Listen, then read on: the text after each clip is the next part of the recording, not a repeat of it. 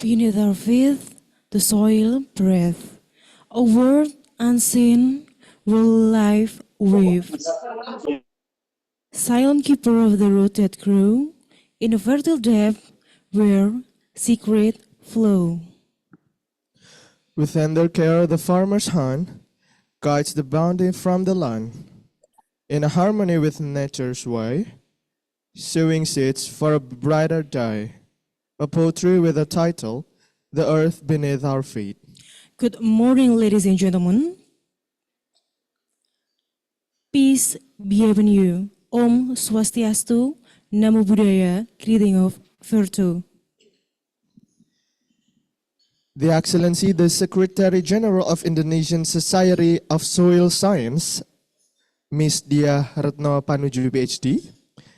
The Excellency, the Chief Editor of Science Tanah Journal, Professor Dr. Agriculture Science Engineering Vita Ratri Cahyani, MP. The Excellency, the Chairman of ICOSATA 2020, the Organizing Committee, Mr. Dwi Priyo Arianto, SP, MSI, PhD. The Honorable Speaker and guest, Professor Dr. Tomoyuki Makino, Professor Dr. Susilawati Binti Kasim, Professor Dr. Muhammad Kamaluddin, Professor Budiman Minasni, Professor Dr. Christopher T. Bung Sun, Dr. Samsul Haq, Professor Dr. Abdul Qadir, and last, Dr. KG Jindo. And to all the committee members and participants of the Second International Conference of Science Tanah, ICOSATA 2024. First and foremost, let us give our thanks and praise to God Almighty for His blessing and grace that allow us together here once again in the second day of the Second International Conference of Science Tanah, ICOSATA 2024. So allow me to introduce ourselves. My name is Muhammad Rizky Ramadan. And Sophie Rindi Nurul Hutami. We have the honor of being your Master of Ceremony for the second day of this international conference. It is a pleasure to be here with all of you as we continue the series of the events that began yesterday. We deeply appreciate the presence of all distinguished guests, colleagues, and participants who have taken the time to join us again today. Yesterday, we were enriched by many insight and inspiration from our remarkable speakers. So, ladies and gentlemen, and to all the participants, before we proceed to the next agenda, we would like to convey our gratitude toward our partners. This conference is organized and powered by Science Tanah Journal from Soil Science Department, UNS, HITI or HITI, Indonesian Society of Soil Science, ICFSA, the International Collaboration for Food Security and Sustainable Agriculture, Doctoral Program in Agricultural Science, UNS, and it is supported by the Ministry of Higher Education and Culture, Republic of Indonesia, Directorate General of Higher Education, Ministry of Education and Culture of Indonesia, Food and Agricultural Organization, the International Union of Soil Science, University Putra Malaysia, Malaysia, Tohoku University, Charles III University, Fathani University, IPB University, Sin Agriculture University Tadojam, Patukhali Science and Technology University, Universitas Andalas. This conference is also sponsored by April, Crop Care Indonesia, and Himpo Indonesia. So, ladies and gentlemen, today we will continue with a discussion that are just as engaging and important. The topics we will cover today is artificial intelligence and digital soil mapping, which will undoubtedly expand our knowledge and provide new perspective. Ladies and gentlemen, now it's time to begin our plenary and discussion session, which will be presented by Professor Budiman Minasni from University of Sydney, Australia, Professor Dr. Christopher T. Busun from University Putra, Malaysia, Dr. Samsul Haq from Charles Sturt University, Australia, Professor Dr. Abdul Kadir from the University of Seoul Pacific, Fiji, and we have Dr. KG Jindo from Wageningen University, Netherlands. So, ladies and gentlemen, this session will be moderated by our esteemed moderator, Mrs. Kamaria, STP, MSc, PhD. Here are the CV or the curriculum vitae of the Miss Kamaria, STP, MSc, PhD. She is one of the lecturer in Soil Science Department, Universitas 11 Maret Surakarta, Indonesia.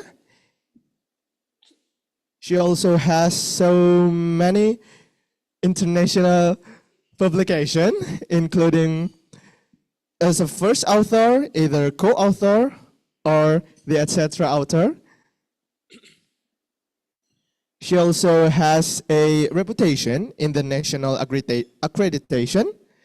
And also she has already begun as a keynote speaker and also the moderator in many seminars, either national or international seminar. So without any further ado, with her expertise and experience, I'm sure this session will be both insightful and very productive. Ms. Kumaria STBMS GVSD, please come forward. Is yours. Please give a round of applause, ladies and gentlemen. And we'll be having an insightful session. Thank you.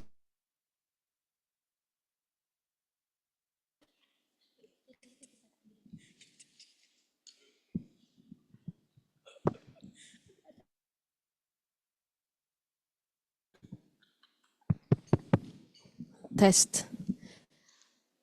Assalamualaikum warahmatullahi wabarakatuh. Good morning, everyone.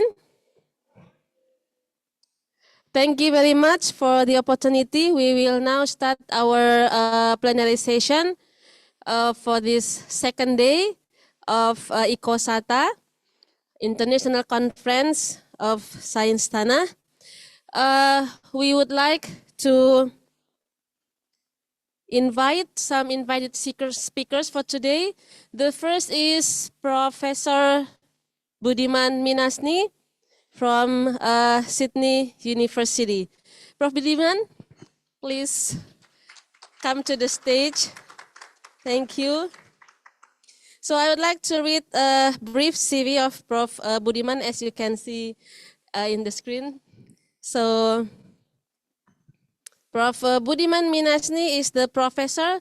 His expertise is soil landscape modeling in the School of Life and Environmental Science in Sydney University, Australia.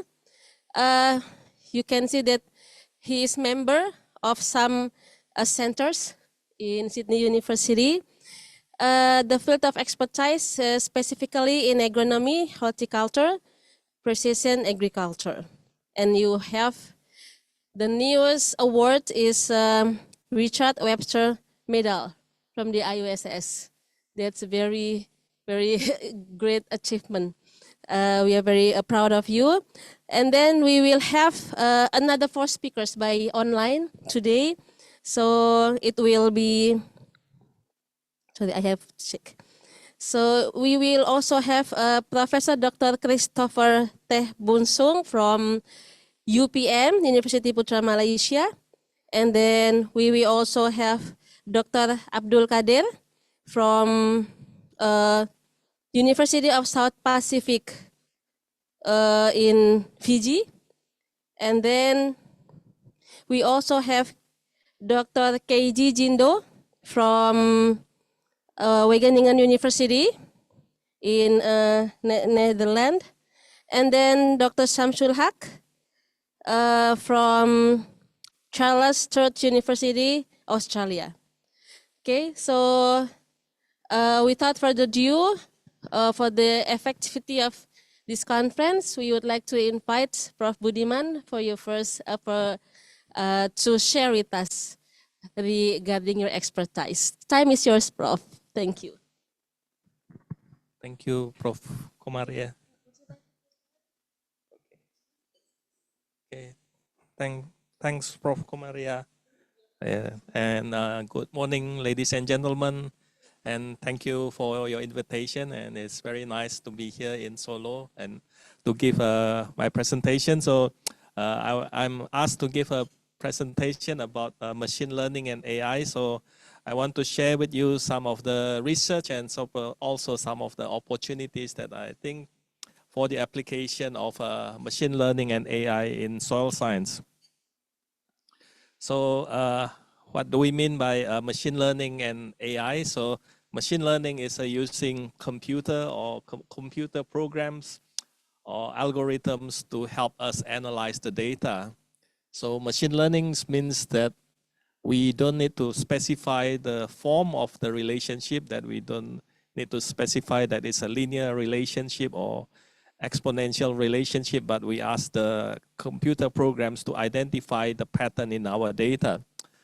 So there has been already many applications of machine learning in soil science. So this is a review that we did a few years ago that it has been used for example, in soil contaminations, in soil organic carbon estimations, in crop modeling. It's including in water management, erosion studies, spectroscopy, remote sensing, but also there are studies on trying different machine learning methods and different covariates or predictors. So for, how do we use machine learning in soil science? So a very simple example is people call it pedotransfer functions. So we want to predict something that are more difficult to measure. For example, field capacity or wilting point. These are properties related to water storage in the soil, but they are expensive to measure in the lab.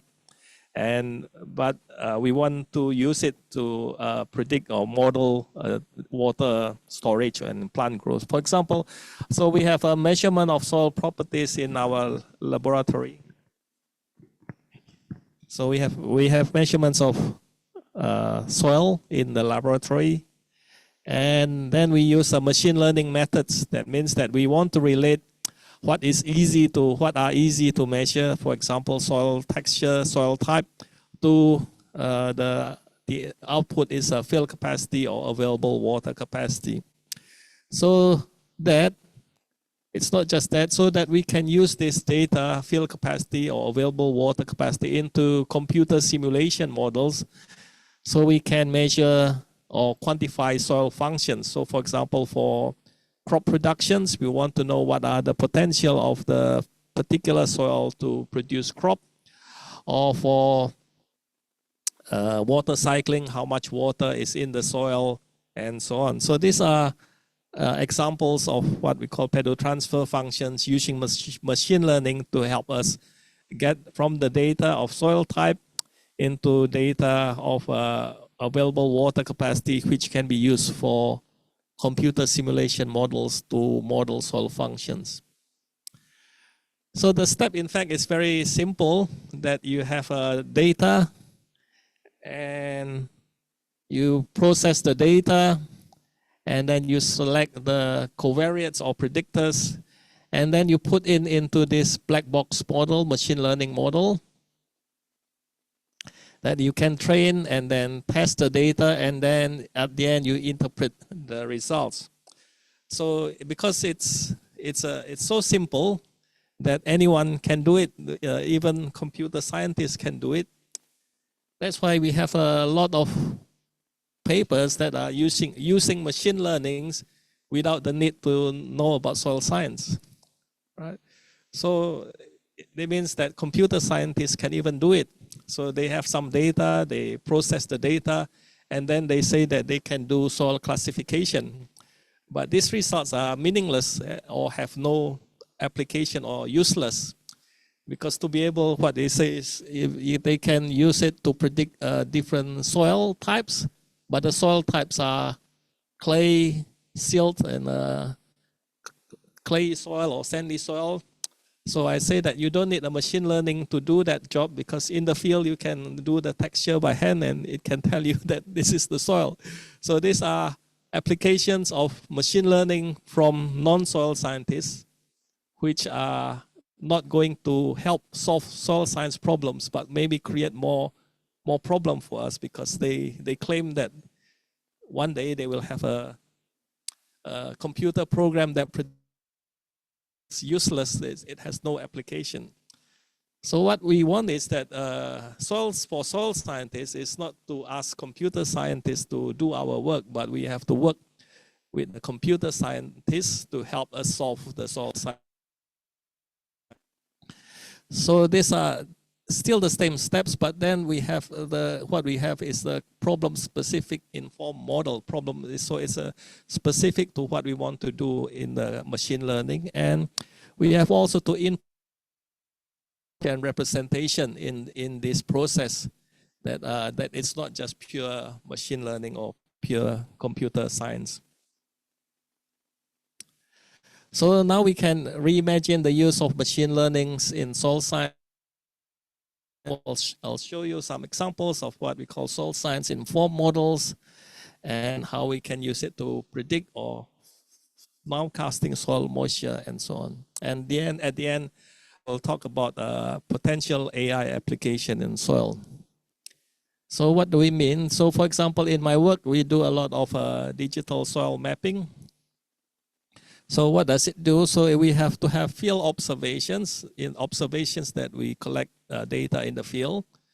And we also have layers of information that is from the GIS layers that you can collect from remote sensing or other methods. And what we do is that we do an intersection. That means that at that point of observations, we intersect what are the soil forming factors, that is the climate, the elevation, the slope, the wetness of the soil, and so on. And we can then make models or machine learning models relating what we observe and relating what are the soil forming factors that are represented by the remote sensing layers. And at the end, we can make that model to make prediction of soil properties at our location around the area. So this is an example. Everyone knows this Pulau Bali, but next to Pulau Bali is a better island. They say there's a better. It's Lombok Island. So we have a colleague, Professor Bambang Kusumo, who is now the rector of Universitas Mataram. He has collected some samples before he became a rector. He collected these samples around around 200, more than 200 data points. And what we can do with that is that we can relate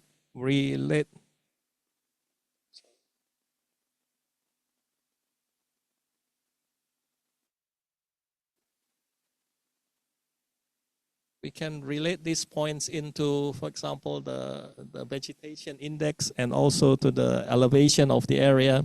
So this is the mountain area, to produce the soil organic carbon map for Lombok Island, which can help in the guidance of the soil and soil making decision and also fertilizer recommendation. So this is what we can do with machine learning, is that to relate the soil observations and the environmental factors that explain the soil formation. So this is also the work that our PhD is looking at. So when we talk about digital soil mapping, the questions is that we don't have data. Where can we get the data? So the PhD student Astriana, so she contacted many people in Indonesia who work in Sumatra, including Pak Yi. They say, do you have some data? So everyone just collect from, because people doing soil survey, they just collect data and then they put it in a report or put it aside but never use it.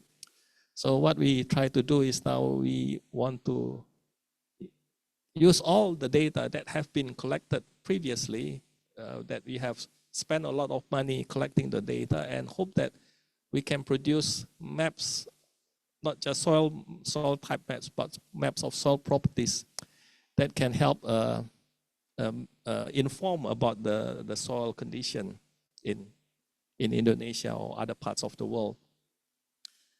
So another example that I want to highlight is about pit soil. So pit soil in Indonesia is very, very controversial. Some people say you should use it. Some people say you cannot use it. So several years ago, there was a big discussion about making pit depth map, pit thickness map, because of the government regulation that above 3 meters you should not use it. So until now, we still have no a good pit map of in Indonesia, or there are already, but it can be improved. So this example is just say that, so we are not just covering Indonesia, but covering the world. That say that what data are available in the world of a pit thickness and pit carbon stock, because pit is not just an issue in Indonesia, it's now an issue globally. Even in Europe now, there are regulations from the European Union that tell the farmer that they should re-wet their pit, right? So now it's not the European tell the Indonesian, but the European government now tells their own country that they have to re-wet their pit to reduce emission, because in some countries like the Netherlands and Denmark and other countries, a lot of their agriculture is on pit soils. So this is, we just use the data that are available. There are a lot of public data. And we use machine learning that we relate all the observations that you see before with the machine learning.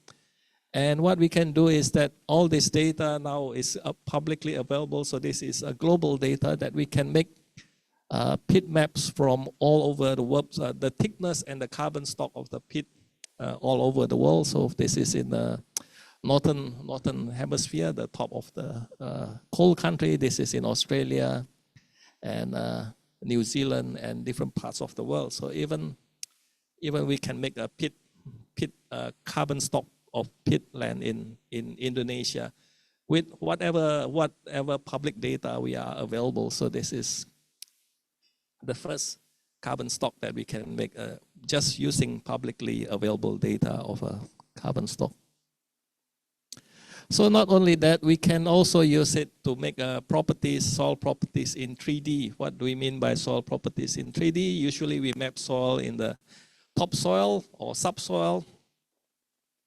But here in Australia, we use it to make maps of soil properties from the top surface 0 until 2 meters when they are available. So we have a procedure for doing that from the field observations, that we collect data from the profile, and then we make a harmonization of different depth, and then we make a neural network models that allow us to make prediction of these soil properties. So these are now done at a national scale. Australia is a big country, but we can even do this at a 30-meter resolution. That means every 30 meters we have a prediction of soil properties. And it's also not just for static properties. Static properties means that the properties that that doesn't change a lot, but we also can update it not just every year, but even every day. So this is an example we did in Tasmania, so that we have moisture probes that are around in Tasmania that are installed. These probes record soil moisture every 10 minutes or 15 minutes, and then this data is sent into the cloud. So what we can do is that we use this data and also use the model, because this data in Tasmania is limited. We use the data in Australia to help us to build a model, which we call transfer learning. That means that we have data model from Australia, and then we localize it into Tasmania and making a model. And at the end, we are able to generate the map of moisture content in Tasmania every 80 meters and daily. So if you scan this QR code, you can see that this is a real-time updated soil moisture every day. So it takes the data from the sensor and then it from the cloud, and then it do the computation on the cloud, and then make a prediction of soil moisture. So finally, I will talk about AI in soil science. So when we talk about AI, what do we mean by AI? AI is, in fact, it's a broader terms of the use of computer with the help of the artificial intelligence. That means that it has to have some intelligence, not human intelligence, that something that mimics human intelligence to make us a decision. And AI is a broad, some definitions is the science and engineering of making intelligent machines, intelligent computer programs. But that means that the computer program have some intelligence to be able to make a decision. So linear regression is not a AI because it doesn't have any intelligent, because you tell the computer program that it's a linear relationship. So if you ask ChatGPT, then it will tell you that AI can be used for soil classification, mapping, soil health assessment, and anything else. But these are just broad statements that it can be applied for anything. So it's not as simple as what ChatGPT can tell you, but as soil scientists, we have to know what AI can help us, what AI can help us, not what ChatGPT tell us what to do. So I will go back to the example of pedotransfer functions. That can we use the pedotransfer functions as a source of knowledge? Because when we generate pedotransfer function, we define a knowledge. For example, that if increasing clay content, there should be an increasing available water capacity. Increasing bulk density should increase the amount of water stored in the soil. So these are pedotransfer functions. So if we use all these functions that we already built, for example, cation exchange capacity is a function of clay content and organic matter content. We know about this. This is a general rule. So these general rules, if we can express it in functions, that means that overall, if we can build a knowledge base that can help, that an AI can help. So for example, also we now use a sensor in the field, that if we go down in the field and take a sensor, it can measure certain soil properties, but it can only measure certain properties that are related to the soil matrix, for example, carbon content and clay content. It cannot measure other things like available water capacity, because the sensor only sends about the surface condition of the soil. So what we can do is that we have the soil properties, but we have the pedotransfer functions. That means these are knowledge-based, soil science knowledge-base that we already generated. And using these properties, we can use these pedotransfer functions to predict the properties. For example, we have these three properties. We can predict different properties. And all this combination can also make us predict other soil properties as well. That means that at the end, if we go to the field and we use the sensor can tell us about the carbon content and the clay content. But more than that, it can also tell us about the bulk density of the soil, about the pH of the soil, about the water holding capacity of the soil, about the hydraulic conductivity of the soil, and all other properties, because we have this soil science knowledge base that we express as functions that we can use. So this is an example of what we can use AI for. So finally, if you watch the movie Terminator, then you're going to be afraid that what's the future going to tell us about the AI application. So maybe it's not that frightening as this picture, but what is the danger of over application in soil science, as I mentioned before, is first is interpretation of the machine learning models, that we don't know what the machine learning models do, because it is a black box and you put in the value and then it gives out a number. So there's no mechanism to check so whether the prediction makes sense or follow a pattern that we know of, right? And this, if it's used in the proprietary form, for example, an app or an instrument that says that this instrument can measure soil nutrient content using AI, we don't know what's the background behind it, because it's a black box. We don't know if it works or just by chance or randomly, or if it's really works. So this is we often, because we rely on the machine learning, that means that we don't have a mechanism to know if the prediction is useful or not useful. So we should be wary. We should be able to check that all this proprietary information, whether they are applicable to soil science. And the next is data science of soil materials. So for example, so it's because of computer scientists now can do, if they have some soil data, then they can do prediction, but they don't know about soil science. So those prediction, those machine learning models doesn't have any meaning to help soil science, that it maybe create more confusion.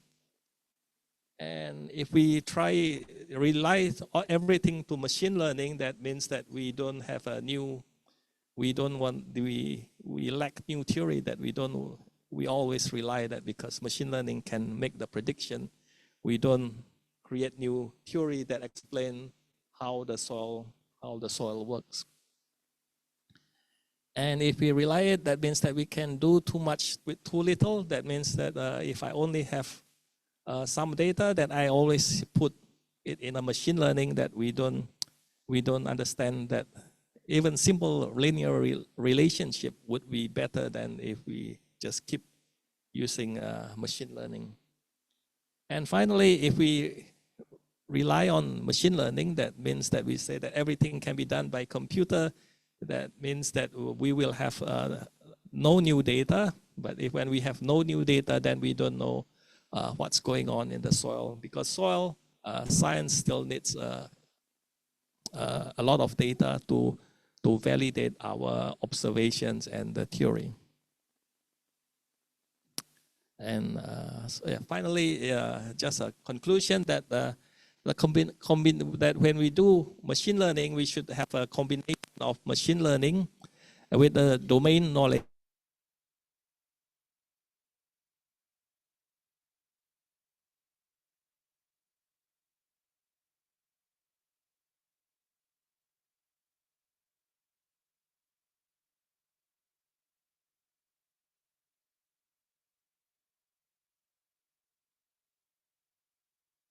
Put the soil science knowledge that to make sure the model is obeying soil science principles. Okay, I think that's it. Thank you very much.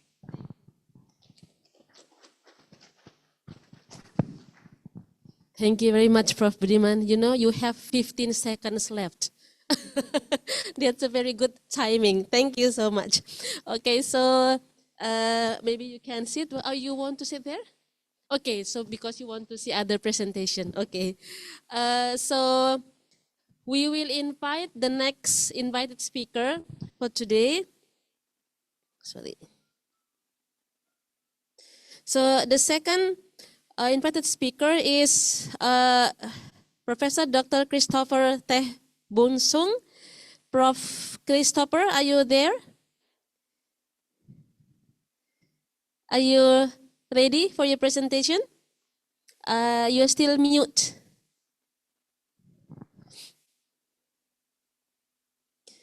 Okay. Okay, thank you. How would you like, do you want to share screen or we should share the screen? Okay. I can do it from here. Okay, please. The time is yours, approximately 15 minutes, Prof. Christopher, please. 15 minutes. Oh, I was told 25 minutes. No, no, no, no, that will be too short, please. Okay, I'll speak very fast. Greetings from Malaysia. I'd like to thank the committee, ICOSATA committee, for inviting me. Today's paper is about modeling oil palm growth and yield to study the impact of climate change on oil palm yield, particularly in my country, Malaysia.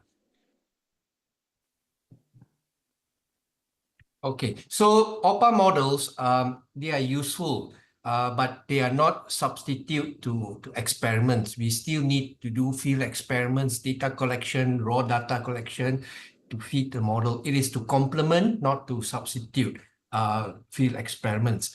And they are particularly useful in climate change studies where as for those who have done climate change, they are very expensive to set up. You need high skill and high technology and cost as well. So models can help to, that's where models come in to complement field studies, where the models are used in various climate change scenarios to predict what is the impact of climate change on the growth of oil palm or any crop. The first oil palm model was called OPSIM, OPSIM, oil palm simulator. It was created by Van Kralingen, 1985 from his PhD, and he later published it in 1989. This was a milestone because it was the first semi-mechanistic. So it's not fully mechanistic, not physically based, not all 100% physically based, but it was very important milestone where it incorporated some crop physiology of the oil palm, real physical processes, and examine and characterize the underlying relationship between the oil palm and the environment. Since then, in the last 4 decades, there have been many several oil palm models have emerged as I've listed there. The most is from 1990s to until 2020s. So I like to present today the objectives of my study. It is to develop and then to test or validate a more mechanistic oil palm model to account for a wide range of planting densities and soil textures in Malaysia's climate conditions. So this model is specifically developed and tested in Malaysian climate conditions and various planting density and various soil textures. This is different to other oil palm models that they have a more limited scope. And then use the model to simulate the impact of the predicted climate change in Malaysia for oil palm. So just briefly, what are the enhancement the model has that we improve the oil palm photosynthesis by describing the photosynthesis using a biochemical photosynthesis model rather than a statistical relationship. We improve the evapotranspiration so that we include evaporation from the crop as well as the soil rather than either soil or either crop, but not both. So we included both of them. And then we fed the model using the latest data that we have collected from the field, from the biomass partitioning and nutrient partitioning in the various parts of the oil palm, to the trunk, to the fronds, and to the roots. And we included water stress component. We included a soil water model in the oil palm, soil water component in the oil palm model that simulates the amount of water in the soil, and in order to determine whether the oil palm is suffering from water stress and what is the impact of water stress, particularly on the yield, the flower sex determination, whether it's a male or female flower, and the risk of abortion, the flower to be aborted, because when the stress is too high, the flower can be aborted. So this model has some elements or stochastic or random elements to predict that the chance or the risk of flower abortion and the flower sex determination. The others models, they tend to predict whether, or they don't take into account the flower sex determination and abortion. Okay, so this summarizes the framework of the model. This model is created using the language Julia, not Python, because Julia is much faster, although it's not as popular as Python, but the source code can be downloaded from this link that I've shown here. So this model contains 5 main components. There is the main loop. The main loop is basically like the engine room. It's just to control, to coordinate the programs, so the models. Then there's a meteorology component. This is the component that simulates weather. Photosynthesis and energy balance. This is a very big model component that simulates the photosynthesis and the water fluxes and heat fluxes within the system. And then the soil water, this is the component that simulates the amount of water in the soil, the flow, one-dimensional flow of water in the soil to determine how much water at the end is available to the crop. And if it's not, then it's a water stress. If it's not, then no water stress. And then lastly, the crop. This is also a very important model that simulates the crop physiology and ultimately the yield, as you can see here. So every step, every model, every component step, at the end, there are some computations. At the end, it will update the model state. As you can see at the top here, it will update the model state so that the model contains the latest information, which will then be used in the subsequent components to calculate whatever is needed. And finally, at the end, the crop updates the state and then increments the date for the next simulation run until the model ends. So this is just the gist of how the model works. So, well, you can develop it, but we need to test it. Very important to validate it, to determine how accurate or what are the weaknesses of this model, and in what case the model is accurate and in what case it is not accurate. So we tested our model using 7 historical field measurements. So these are the sites: Kerayong, Melimau, Renggam, Sabrang, Serintan, Sungai Buloh, and Kalumpong. These are sites from Malaysia, Peninsular Malaysia or West Malaysia. These are historical data, the actual field data measurements of oil palm. So these are intensive 23 years, up to 23 years of data collection. This is in cooperation with SIMDABI research. So the SPH is the planting density, stands per hectare. And you can see it range from a very low planting density of 77 to very high of nearly 300 plants of trees per hectare. So there's a wide range of planting density. So we want that. And the number of years as short as 7 years of historical data to as many as 23 years of data, and various soil types, insectisols and ultisols. And these are very common in Malaysia. We don't have a wide range of soil orders, but these are the oxysols and ultisols are very common. And rainfall range from 1,800 to nearly 3,000 millimeter per year. And the sand also varies from 7 to about 67%. And the clay from 14 to 58. So we have a wide range of planting density and wide range of soil textures, and rainfall relatively dry to relatively wet. At the end, this is the simulation for each plant parameter. The first one here, this is for Kerayong. Each dot represents the measured data. We want the points to cluster along the dotted line here, the ISO line here, which is 1:1. That means if the points are along this dotted line, they are very accurate. They model perfectly. So the tighter they are along the line, the stronger the simulate or the more accurate the simulation is. So for FFB, the yield, this is the data or the distribution of errors. NMAE is the average error, ignoring the sign. The best is 0. NMBE is the normalized bias error. We want it to be 0 because no bias, overall no bias.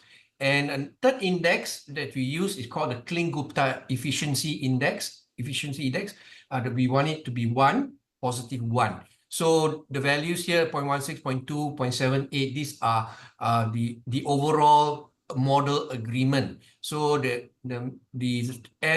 NMAE absolute error is about 16%. NBE is 2%, which is quite good, near 0. And KGE is 0.78, which is quite good, near 1.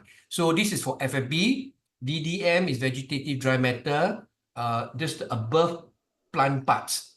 TDM is the total dry matter, including the roots, the below ground dry matter. And then the pinnae weight, the rachis weight, frond weight, trunk weight, leaf area index, and trunk height. So trunk height is very good. You can see it's almost like a linear line along the dotted line. LAI, the leaf area, is also very important. The trunk weight, as you will later see, the model is weak in the trunk weight. So you can see others are all right, but the trunk weight, there is a consistent error. It either underestimates or overestimates. This is for Kalimpong site. Sorry, Kerayong.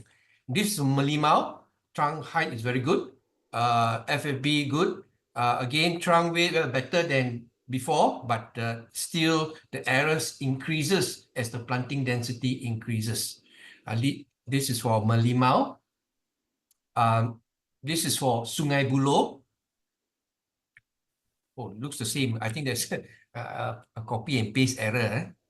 Renggam, you can see the Renggam, the trunk weight you can almost draw you can almost fit a function, but unfortunately it's not. It should lie along the one-to-one line. Trunk height, it overestimates the height, but for others it's okay, but there are some errors at low planting density.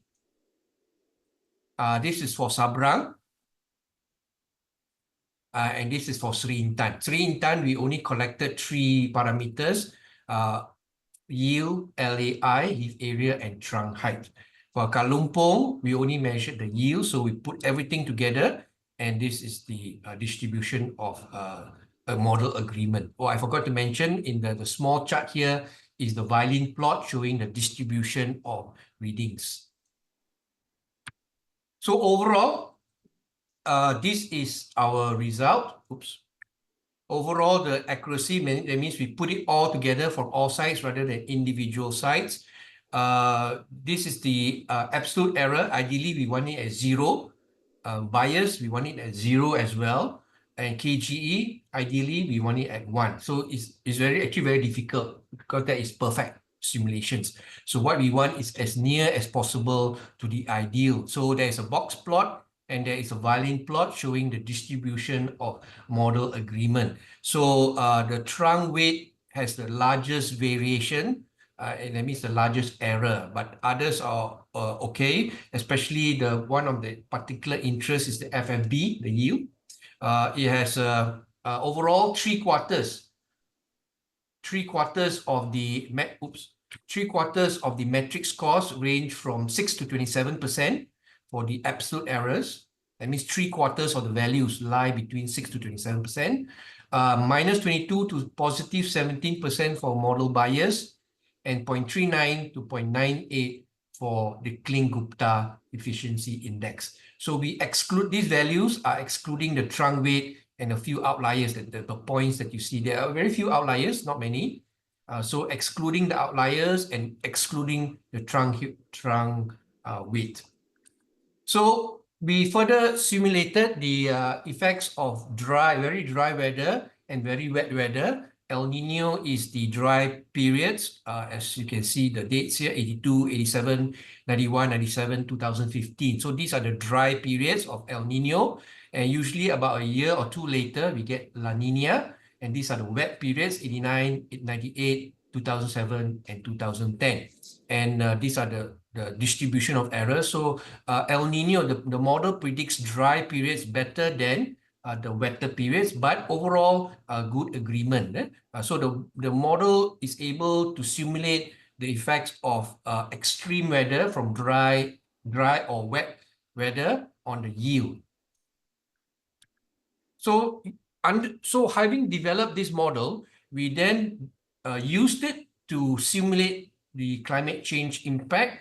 So just this be a background knowledge. For climate change scenario, we use the representative concentration pathway, RCP. This is a climate change scenario showing the greenhouse gas emissions. RCP 2.6 means that a radiative warming of 2.6 watts per square meter.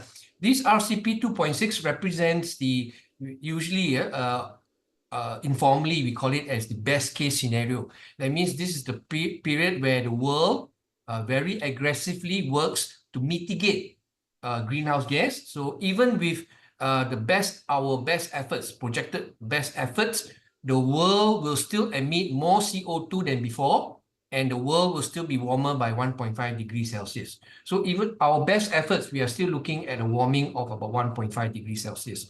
RCP 8.5 is informally called the worst case scenario. That means this is the business as usual. Right? That means the world does not do anything to mitigate greenhouse gas emission, and this is the projected increase of CO2 equivalent in the year 2000 at the end of this century, and projected warming of 4.5 degrees. So we are looking at a warming between 1.5 to 4.5 degrees Celsius. So it's still warming despite our worst or our best efforts. But the most realistic the most realistic scenario is RCP 4.5. So this is what we're doing, not the worst, not the best, but this is the projected the world effort. But even that, the world is expected to be warmer by 2.5 degrees Celsius by the end of this century. So using this projected RCP 4.5 and 8.5, we the Codex C, Southeast Asia, predicted that under RCP 4.5, Malaysia by the end of this century will be warmer by 0.6 to 2.2, drier by 8 to 20%. But under 8.5, the worst case scenario, the warming is going to be higher, 0.8 to 3.2, but the rainfall is the same as the RCP 4.5, drier. So using that, we then use the model to predict what happens when the daily air temperature has no change, not 0 degree, that means no change, plus 1 degree warmer, plus 2 degrees Celsius warmer, plus 3, and plus 4.5. 4.5. I'm sorry, Dr. Christopher, but time is like 1-2 minutes left, please. Okay, because I was told there's 25 minutes, so I gave 25 slides. Okay, so these are the CO2, 410, 485, 560, and drier by 20%, 10%, no change, wetter by 10 and 20. So we use two sites, Merlimau, which has a sandy clay loam texture, and Kalumpong site, which has a variable site, more clay than more sand. So we are looking at two sites with sandy site and a clay site. And this is the table showing the projected impact. 0 means this is the control or the baseline, the current climate conditions. So the shaded orange, negative values, these are the negative impact on the yield due to the climate change. And non-shaded is positive, meaning that they actually benefit from climate change due to increased rainfall or increased CO2. This is for Merlimau. For Kalumpong, they have the same pattern, but the values for Kalumpong is higher. But there are a lot of values here. We can summarize it using a simple multiple linear regression, as you can see here. The red values in brackets, these are the standardized coefficients. You can use this to compare which factors are most important. So at Merlimau, the CO2 is the most influential, followed by temperature change and rainfall. At Kalumpong, it is the temperature that has a bigger impact than CO2, but rain relatively less impact. That doesn't mean rain has no impact. It's just compared to temperature and CO2, least impact. So in conclusion, the model showed good accuracy, and these are the error range. It predicted El Nino and La Nina events. It takes into account soil texture, rainfall and climate weather conditions. But the accuracy depended on the site, planting density, and what oil palm parameter. So it doesn't predict trunk width very well. So the model can be improved by better mechanism for dry matter partitioning.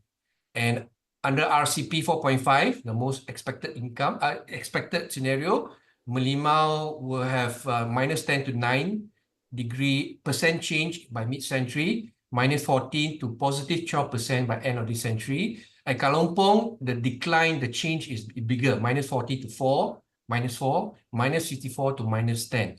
And RCP 8.5, due to the higher temperature, despite more CO2, the impact is worse in Kalompong. And crop failures can even occur if the temperatures is 4.5 degrees or more. So the source code can be downloaded here. So with this slide, thank you very much for your attention. Thank you very much, Dr. Teh Christopher Bonsung. So I apologize because I forgot to introduce you before your presentation. It should be we introduce you to the audience first, but because I forgot, I would like to introduce you to our audience now. So Professor Dr. Christopher Teh Bonsung, I hope I spell it, I pronounce it correctly. So he's the staff in the University Putra, Malaysia. And his expertise is about soil physics and conservation. And this is, you can see the Scopus profile of Dr. Christopher. He has the many publications, of course, and many citations with the H index 13. Thank you very much, Dr. Christopher. We will get back again to you maybe after the whole presentation for discussion sessions. If there's any question, we will have a discussion again after this. Thank you. And then our next presentation will be by Dr. Shamsul Haq. Dr. Shamsul Haq is from the Charles Sturt University. Dr. Shamsul Haq, are you here with us now? Okay.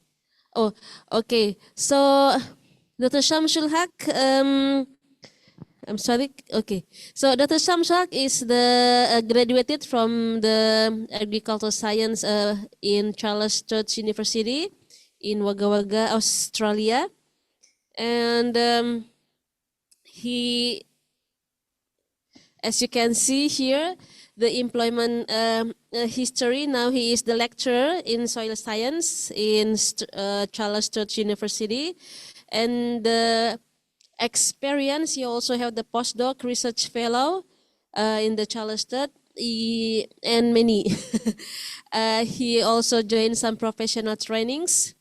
I think it's very easy to find the Prof. Shamsul Haq profile in the University, Charles Sturt University website. Actually, Dr. Shamsul Haq should join yesterday's session, but due to internet connection issue, so she will join today.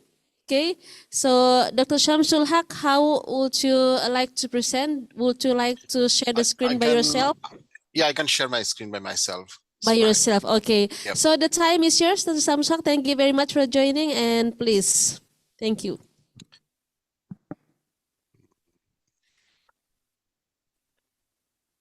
Thank you. Just let me share my screen. Okay. It's on process. Okay, we can see it very well. Please. Okay, fantastic. Okay, sorry, I got an internet issue yesterday, so it's still I cannot get any email, so it's okay. It's a different world. Anyway, I'm Shamsul. Today I want to present soil redox based limitation to grow post-rice crops in Australia. Now,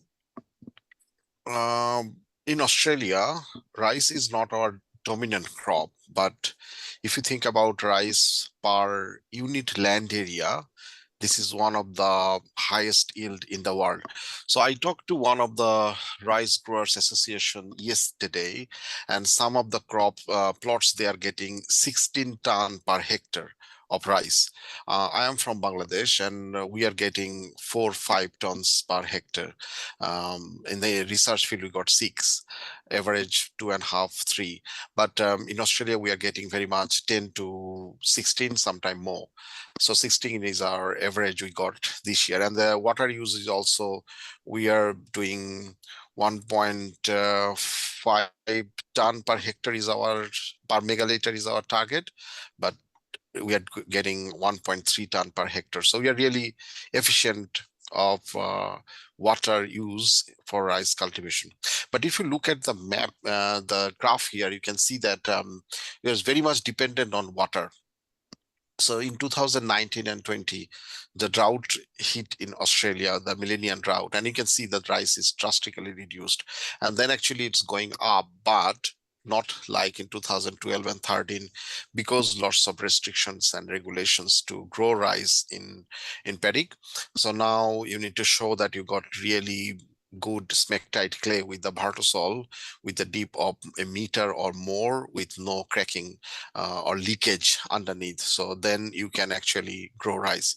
And typically, if you think about how we are growing rice in Australia, I don't want to discuss that very much, but we see that at some stage during tillering, when the microspore stages, we actually add water here to what I would say that the recover from the plant for the cold night temperature strays. So those time the temperature is really cold, and then we raise the water so that the water actually maintain the that inflorescence in here at that stage, not damage from the cold stage.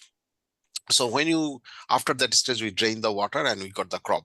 And when you think about the crop actually, so we got rice, and then after that still few farmers actually burn the stubble, and then they grow post rice crop.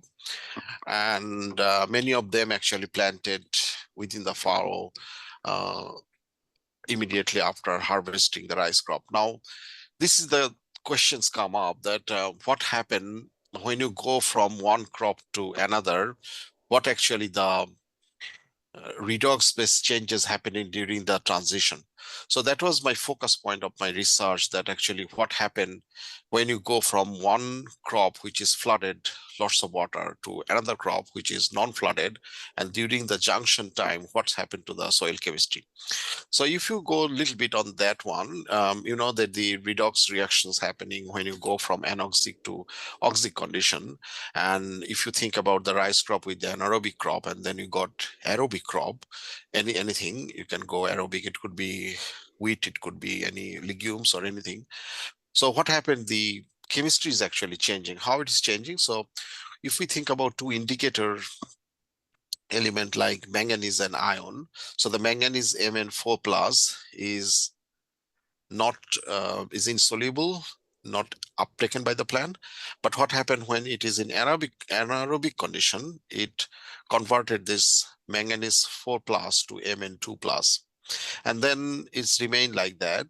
And then after we remove the water, when it is becoming aerobic again, this manganese is again actually transformed to Mn4 plus. The reason I put the manganese, when you look at the transition from different elements, from nitrogen, manganese, and others, and then iron, so the manganese is a really an element we easily can detect. Another thing is really fast responsive to redox reactions. I put the manganese, and in addition, I put iron as well to double check that whether the redox reaction is occurring smoothly in soil and give the proper direction. Today, I will present only the manganese.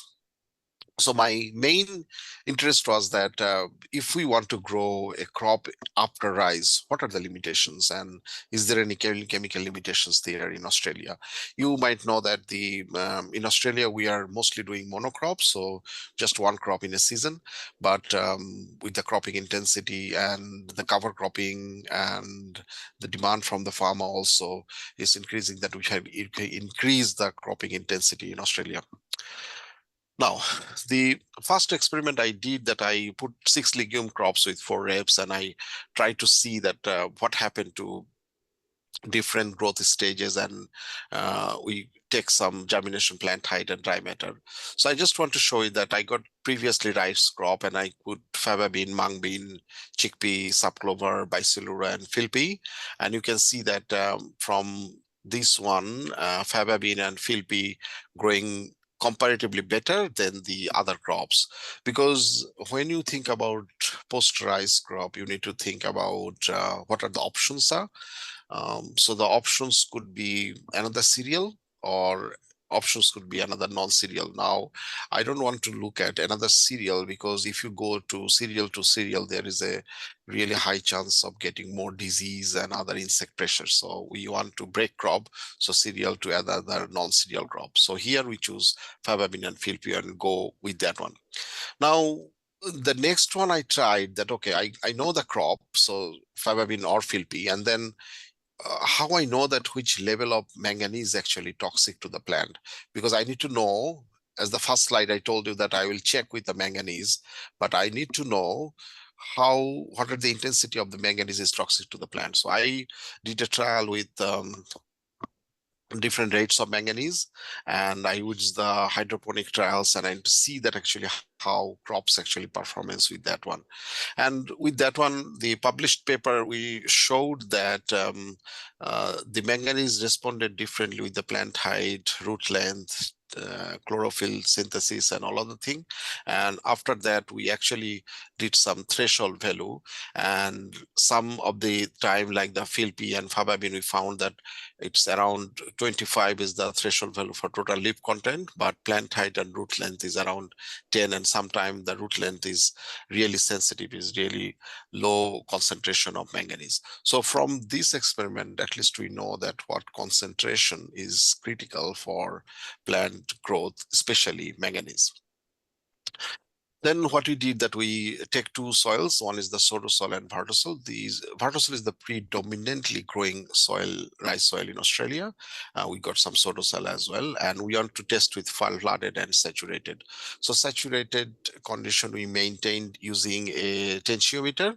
So I'm sure that you know about the tensiometer. So use a tube here, and then we put a gauge, and then there is a needle actually here, so you can actually see that what the water potential is, and you can connect this to your phone, so you can get the data on your phone.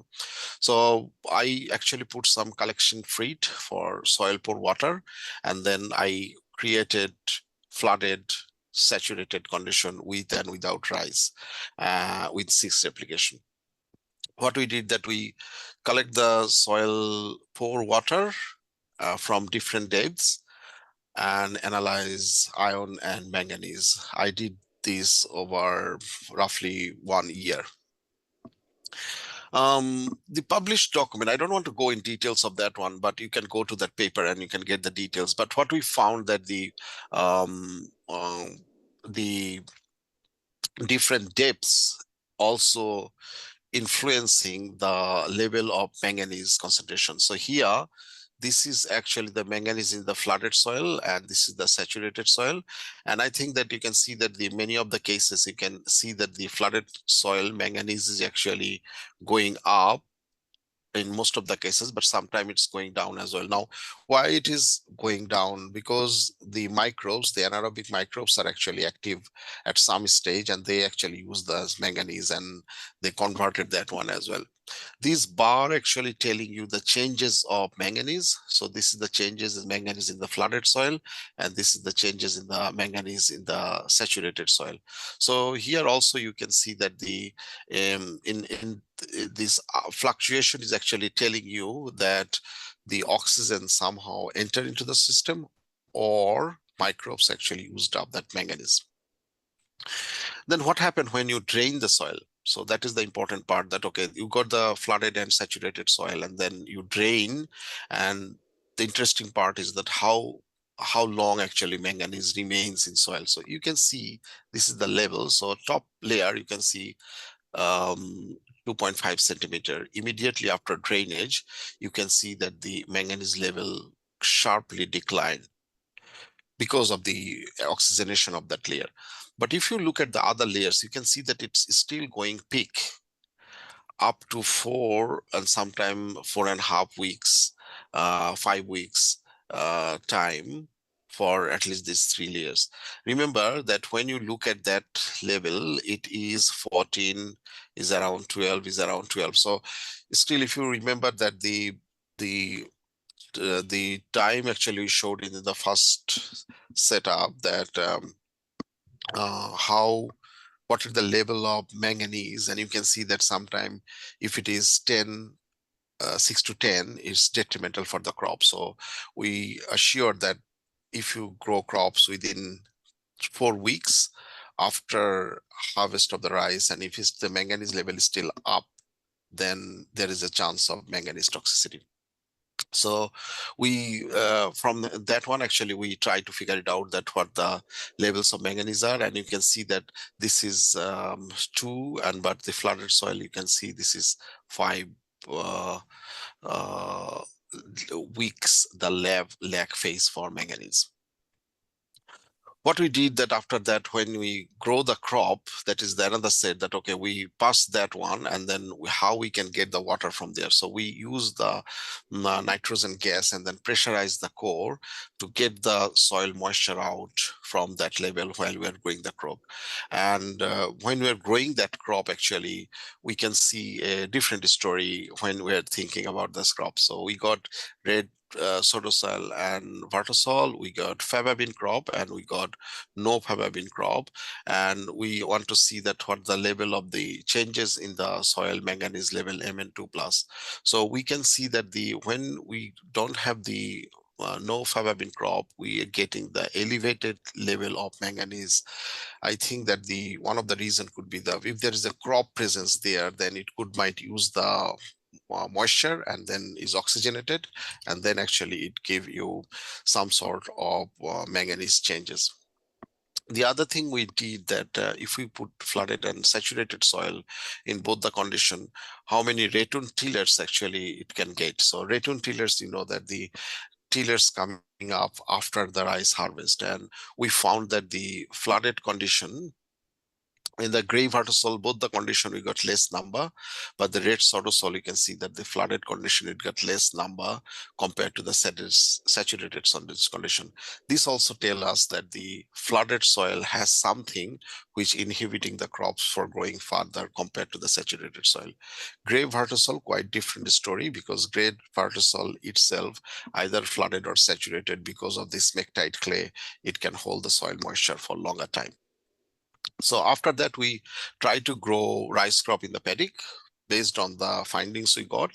We got a fallow no rice, and then we got irrigated rice. We grow for 6 months.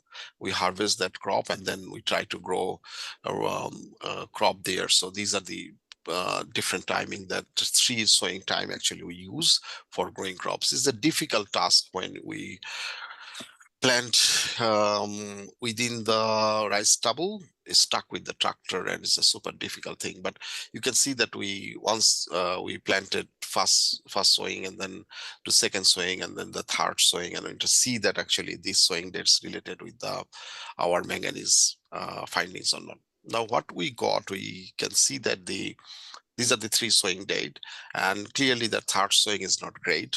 And first and second sowing, you can see that we got, this is the 2 count, first count and the second count. And if you compare the faba bean to Philpi, so you can see that there's Philpi perform better than faba bean. The other thing to notice is that when you think about the second sowing, and compared to the Philpi to Fababin, you can see that the difference is not that big in fast sowing compared to the fast sowing in the Philpis. I'm sorry that something but oh, you are going to the conclusion. Good. Yeah, no, I'm going fast actually. So from that one, what we learned that if we want to grow rice in Australia, and if you think about this is only 4 to 6 weeks time, because this is really difficult, that if you want to grow crop within this time frame, and if you think that okay, soil physical properties is the limitation, that generally we think that physical is the limitation for growing the crop, but I think soil chemical properties, especially the manganese, could be one of the limitation as well. But this is the first report we did for manganese toxicity in Australia, especially the cropping rotation.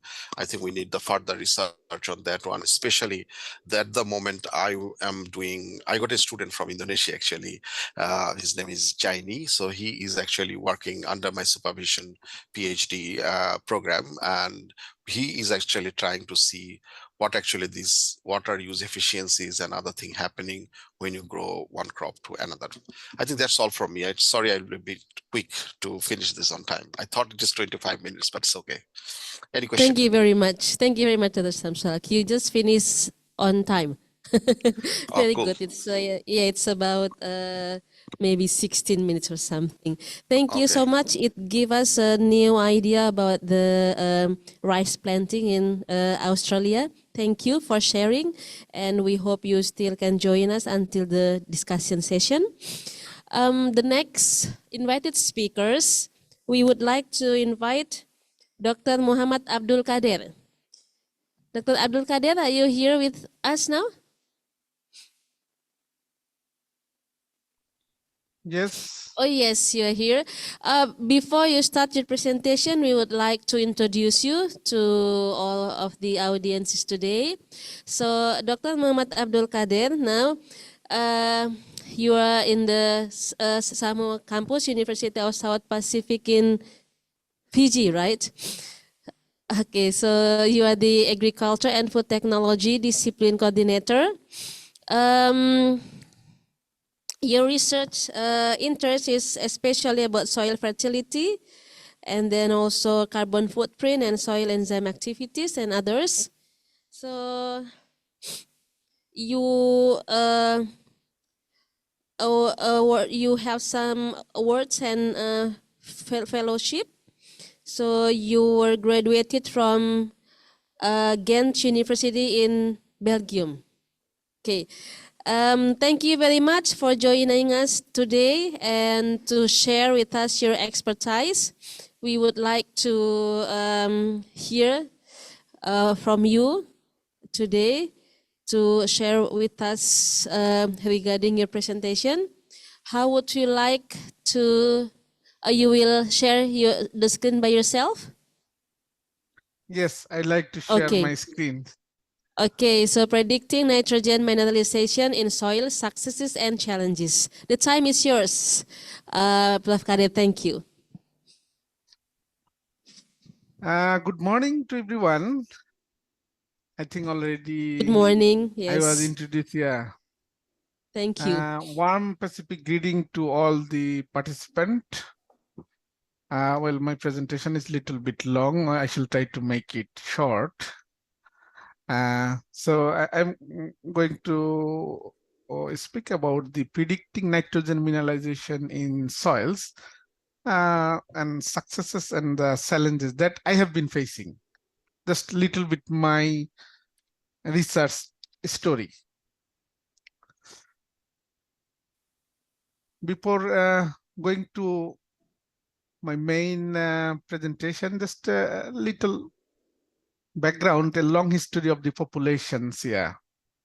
This is the world populations in different stages, so 500,000 years ago to nowadays. So we can see the population sharply increases at the beginning, but 90 sharply increases. Earlier it was less than 1 billion, yes.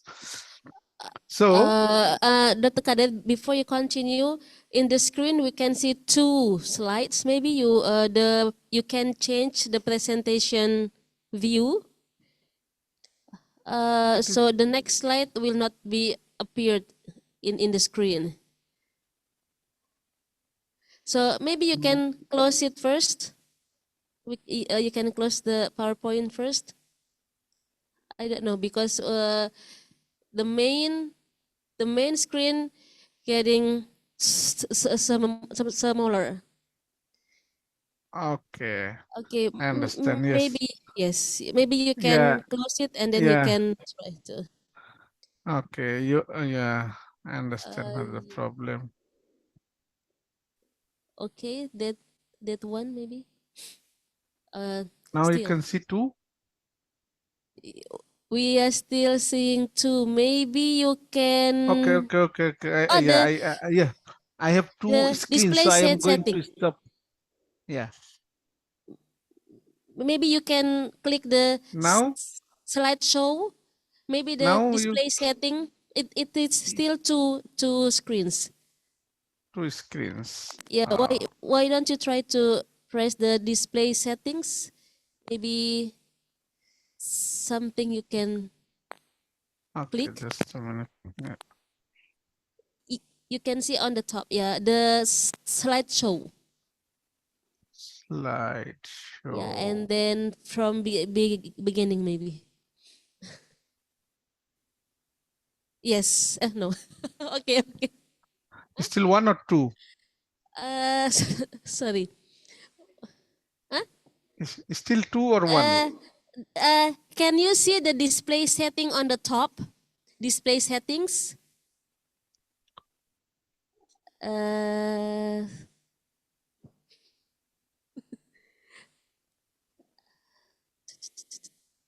Uh, Custom slideshow. Yes. Okay. Just a minute. I'm very sorry. I Custom also don't. slideshow. Yeah. Sorry. Yeah. Custom show. Yeah, maybe Yeah. this one. Or would you mind if we share the screen for you? Okay. Yeah. I Yeah, stop sharing from my side. Yes. Okay. okay. Because maybe it will be easier for us to Yes. setting the PowerPoint. Okay. Would you please close your share? Okay, screen. Okay, it is here now. Okay. Yeah. So this is the long history of the human populations. Okay, thank you. Yeah. Next slide, please. So before 10,000 years ago, it was hunting and gathering. Then we grow crop without nitrogen knowledge. Then we start growing crop with nitrogen knowledge. So nitrogen knowledge started seeing, well, from here, we can see. Okay, please, next. So the nitrogen knowledge, I think it started in 1772 with Daniel Rutherford, who invented nitrogen. Yeah, then the main invention on nitrogen is 1908 and 1913. This is the Haber-Bosch process. This is the urea production. So after the urea production, we can see the world population sharply increases. Please, next slide. If we look the red one, it is the population just from 1850 to 2015 or like that. Yeah. So, and this one is the nitrogen graph. The blue Haber-Bosch. So we can see that the Haber-Bosch, that the reactive nitrogen is supporting the world population. So that means the nitrogen production and world population is strongly related. Next slide, please. So nitrogen in crop productions, nitrogen is the most limiting element for crop productions. And why it is limiting? Because nitrogen comes only from the organic sources of the soil, and it is not sufficient. Therefore, we apply exogenous nitrogen fertilizer, but it has very low use efficiency. For paddy soil, only 25 to 30. For global, yeah, it's around 33%. And due to this low nitrogen use efficiency, there is a contamination of groundwater, global warming, and also economic loss. Next slide, please. Yeah. So why low nitrogen use efficiency? This is due to the quick hydrolysis of nitrogen fertilizer and mainly the underestimation of nitrogen supplying capacity of soil. It varies from 20 to 80% and come from soil organic mineralization. So we can see there is a wide range of nitrogen. Yeah, it's 20% to 80%. So some soil has the capacity to supply 20%, some soil has the capacity to supply 80%. However, we don't have any universal predictor or mechanism to determine this nitrogen supplying capacity.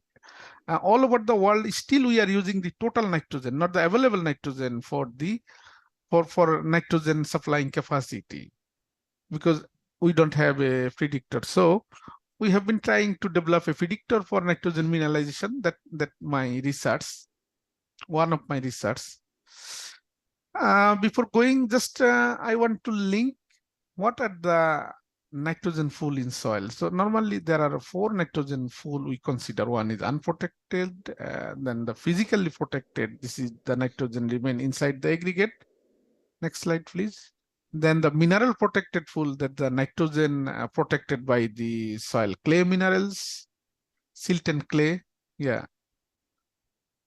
Next slide, please. And the last one is the recalcitrant pool, that the nitrogen remain inside the macromolecular organic matter. So these are the 4 nitrogen pool. So we try to fractionate soil organic matter and try to isolate soil organic matter in different fractions that are relevant with those pools. I am not going to discuss all. Yeah, if you want to know, then I think my publication is given here. Please, next slide. So this is also part of the fractionation scheme. Next slide, please. So after this fractionation, first we apply this fractionation in a temperate silt arable soil, Belgian soil. And so 18 field we use having organic carbon content varied from 0.9 to 1.6%, nitrogen content 0.9 to 0.16% with cereal based and cereal root crop rotations. Next slide, please.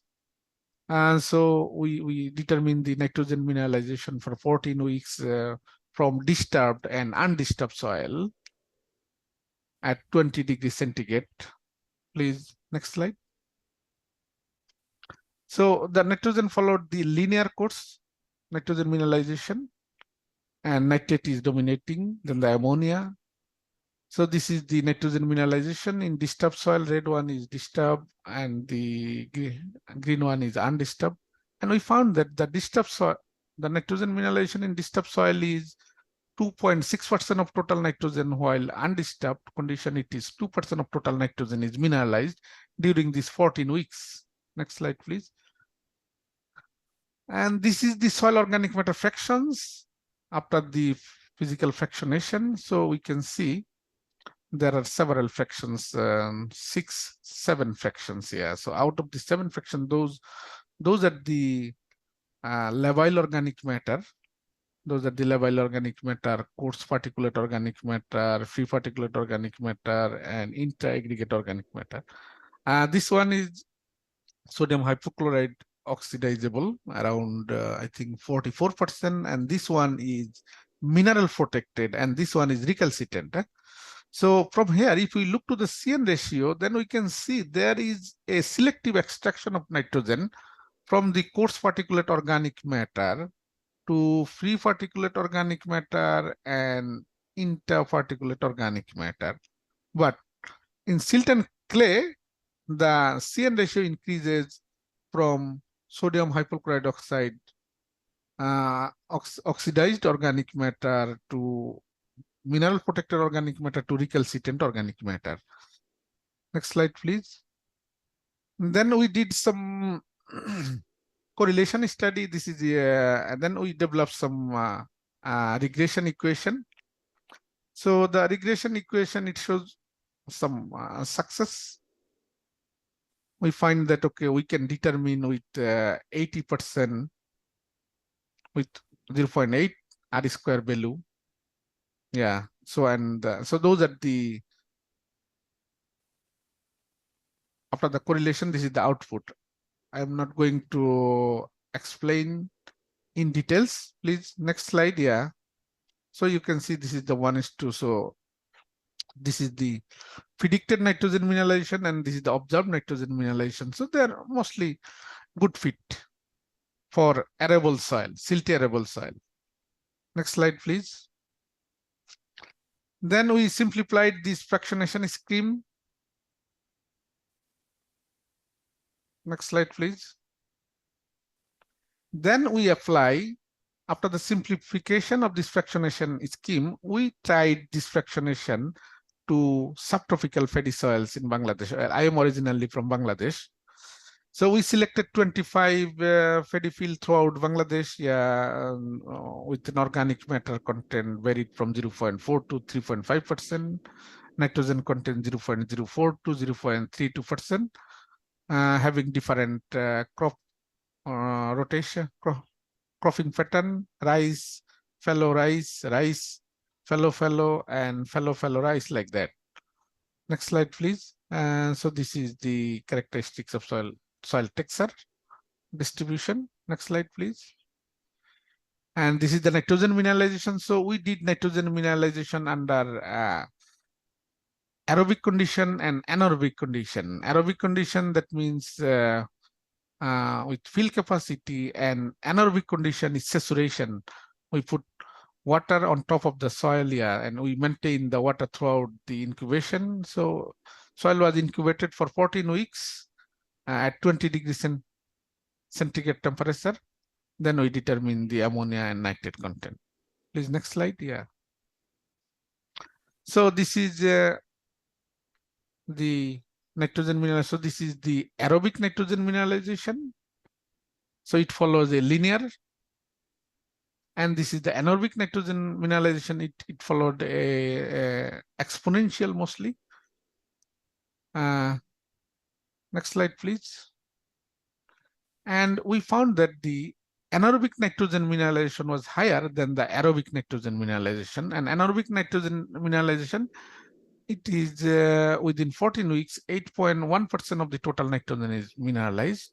And anaerobic, and aerobic, only 5.5% nitrogen was mineralized. And there is no significant difference, though there is substratum different, but not significant. Then we did the fractionation. So this is the distribution of nitrogen in different fractions. So and then this is the correlation. So we found that the aerobic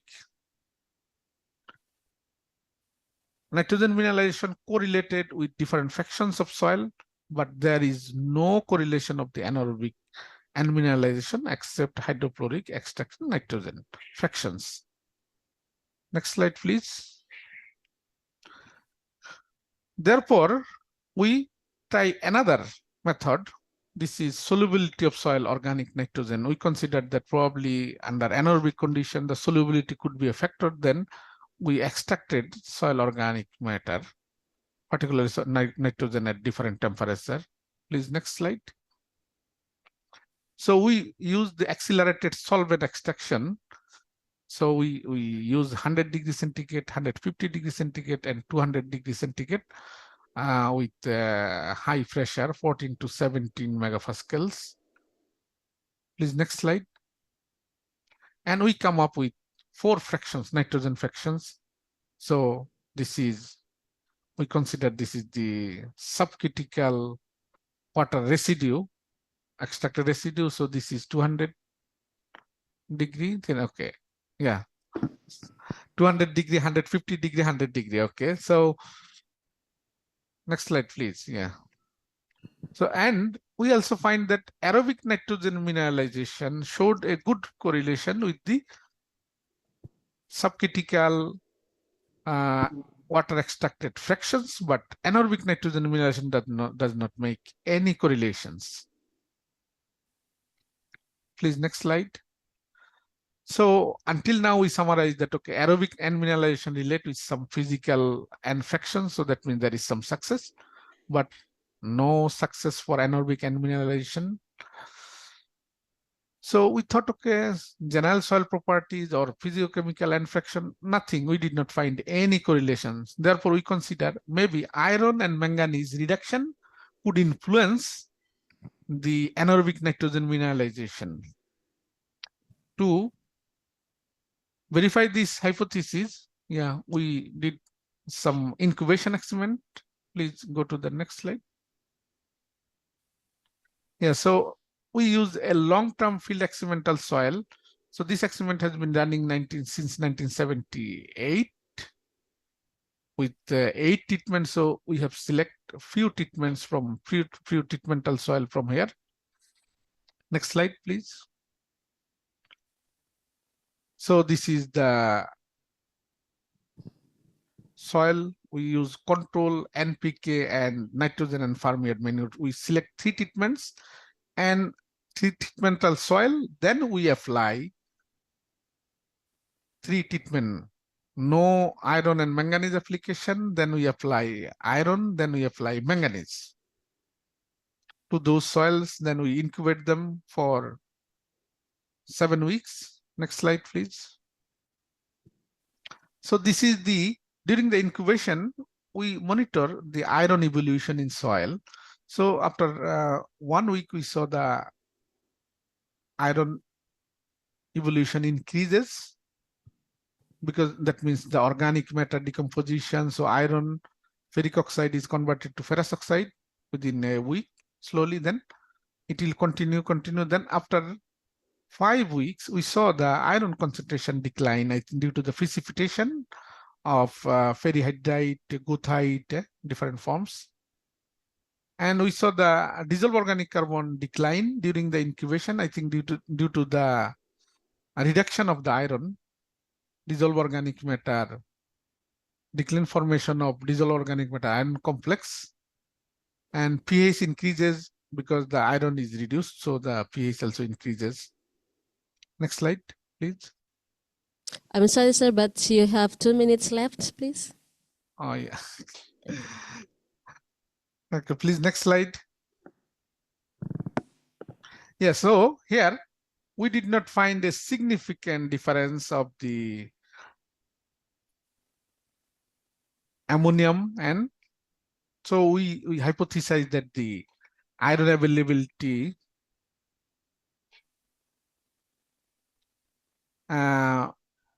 may influence the nitrogen mineralization. Then we select, next slide, please. 4 different soil. The first 2 has a high amount of iron. Then the second set of soil has a low amount of iron. Then we apply the same treatment. Please, next slide. Next slide, please. Yes.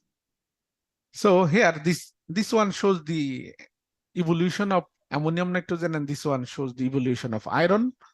If we look to these 2 graphs, then we can see here the ammonia is increasing, iron is also increasing. Here, ammonia is not increasing, no iron reduction, there is no iron reduction. So here we are saying they're following the same pattern. So it indicates that the iron reduction has a close relation with the nitrogen availability. Please, next slide. 1 minute left, sorry. Okay, maybe you can go to the conclusion, last one.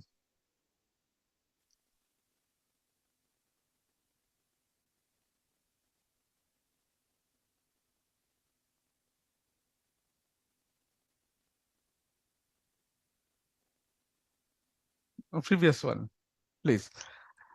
So until now, we have some success, particularly for aerobic and mineralization through the physicochemical fraction, particularly Belgian soil and also Bangladeshi paddy soil.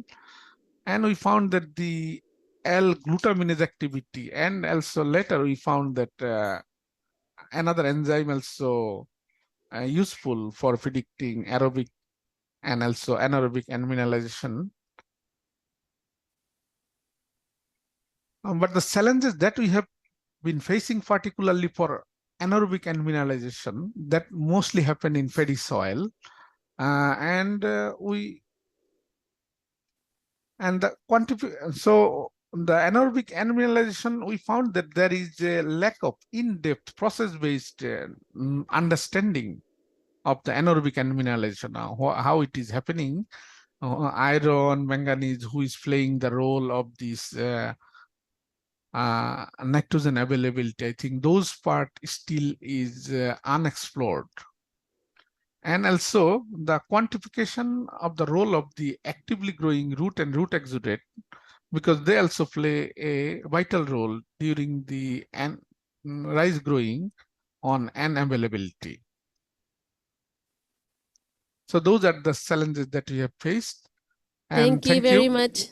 Thank you very much, Prof. Kader. So maybe after this, you can join us with the discussion. And we would like to invite our last invited speakers for today. He's Dr. KG Jindo from Wageningen University, Netherlands. Are you here with us, Dr. How can I call you?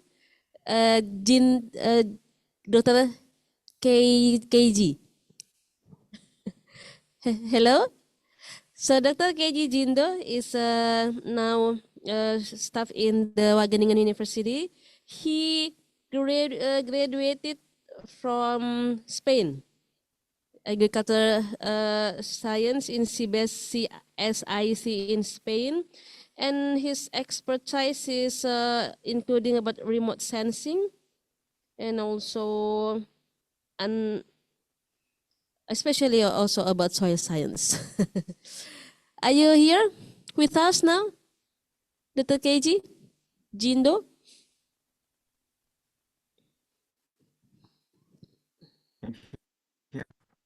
Yes. Hello, Dr. KG Jindo, are you here?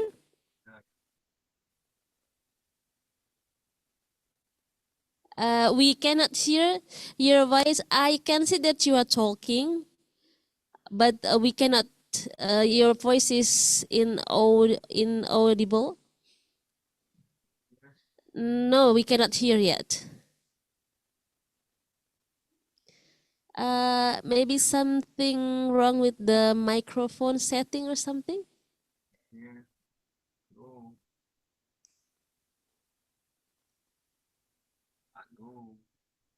Maybe you can try again. While we are waiting for Dr. KG Jindo, we would like to invite some questions from the audience in this room and in the Zoom meeting room. In the Zoom meeting room, maybe you can write your question in the chat box. And please clearly mention to whom the question is addressed. We are still having a technical problem with Dr. KG Jindo. So while we are waiting, maybe you can log out from the Zoom first, Dr. KG Jindo, and then after that you can try to log in again if there's something with the technical, with the maybe the sound system in your in the computer. Okay, so maybe while we are waiting for the connection, not yet. We still cannot hear you yet.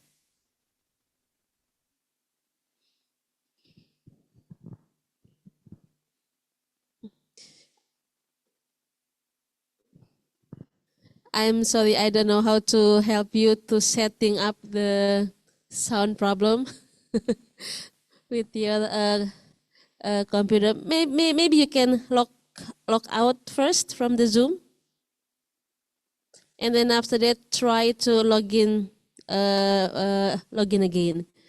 Okay. Maybe while we are waiting for Dr. KG Jindo connection to get better, I would like to invite Prof. Budiman. Would you please sit here? There are two Hello. questions. Hello, yes? Yes, can you hear? Okay, so you can get back again. Sorry, Prof. Budiman. Sorry. Yes, we can hear you, Dr. KG Jindo. Can you hear me? Yes. Sorry Okay, for great. So I already introduced you to our audiences, and please you can start your presentation from now. Please, thank you. okay. How long do I have 20 minutes, 25 minutes? About that's okay. You have 15 minutes, please. Okay. Okay, thank you. Okay. So my name is Kejindo. Sorry for taking long. I'm speaking from the Netherlands. Here is almost 5 o'clock in the morning.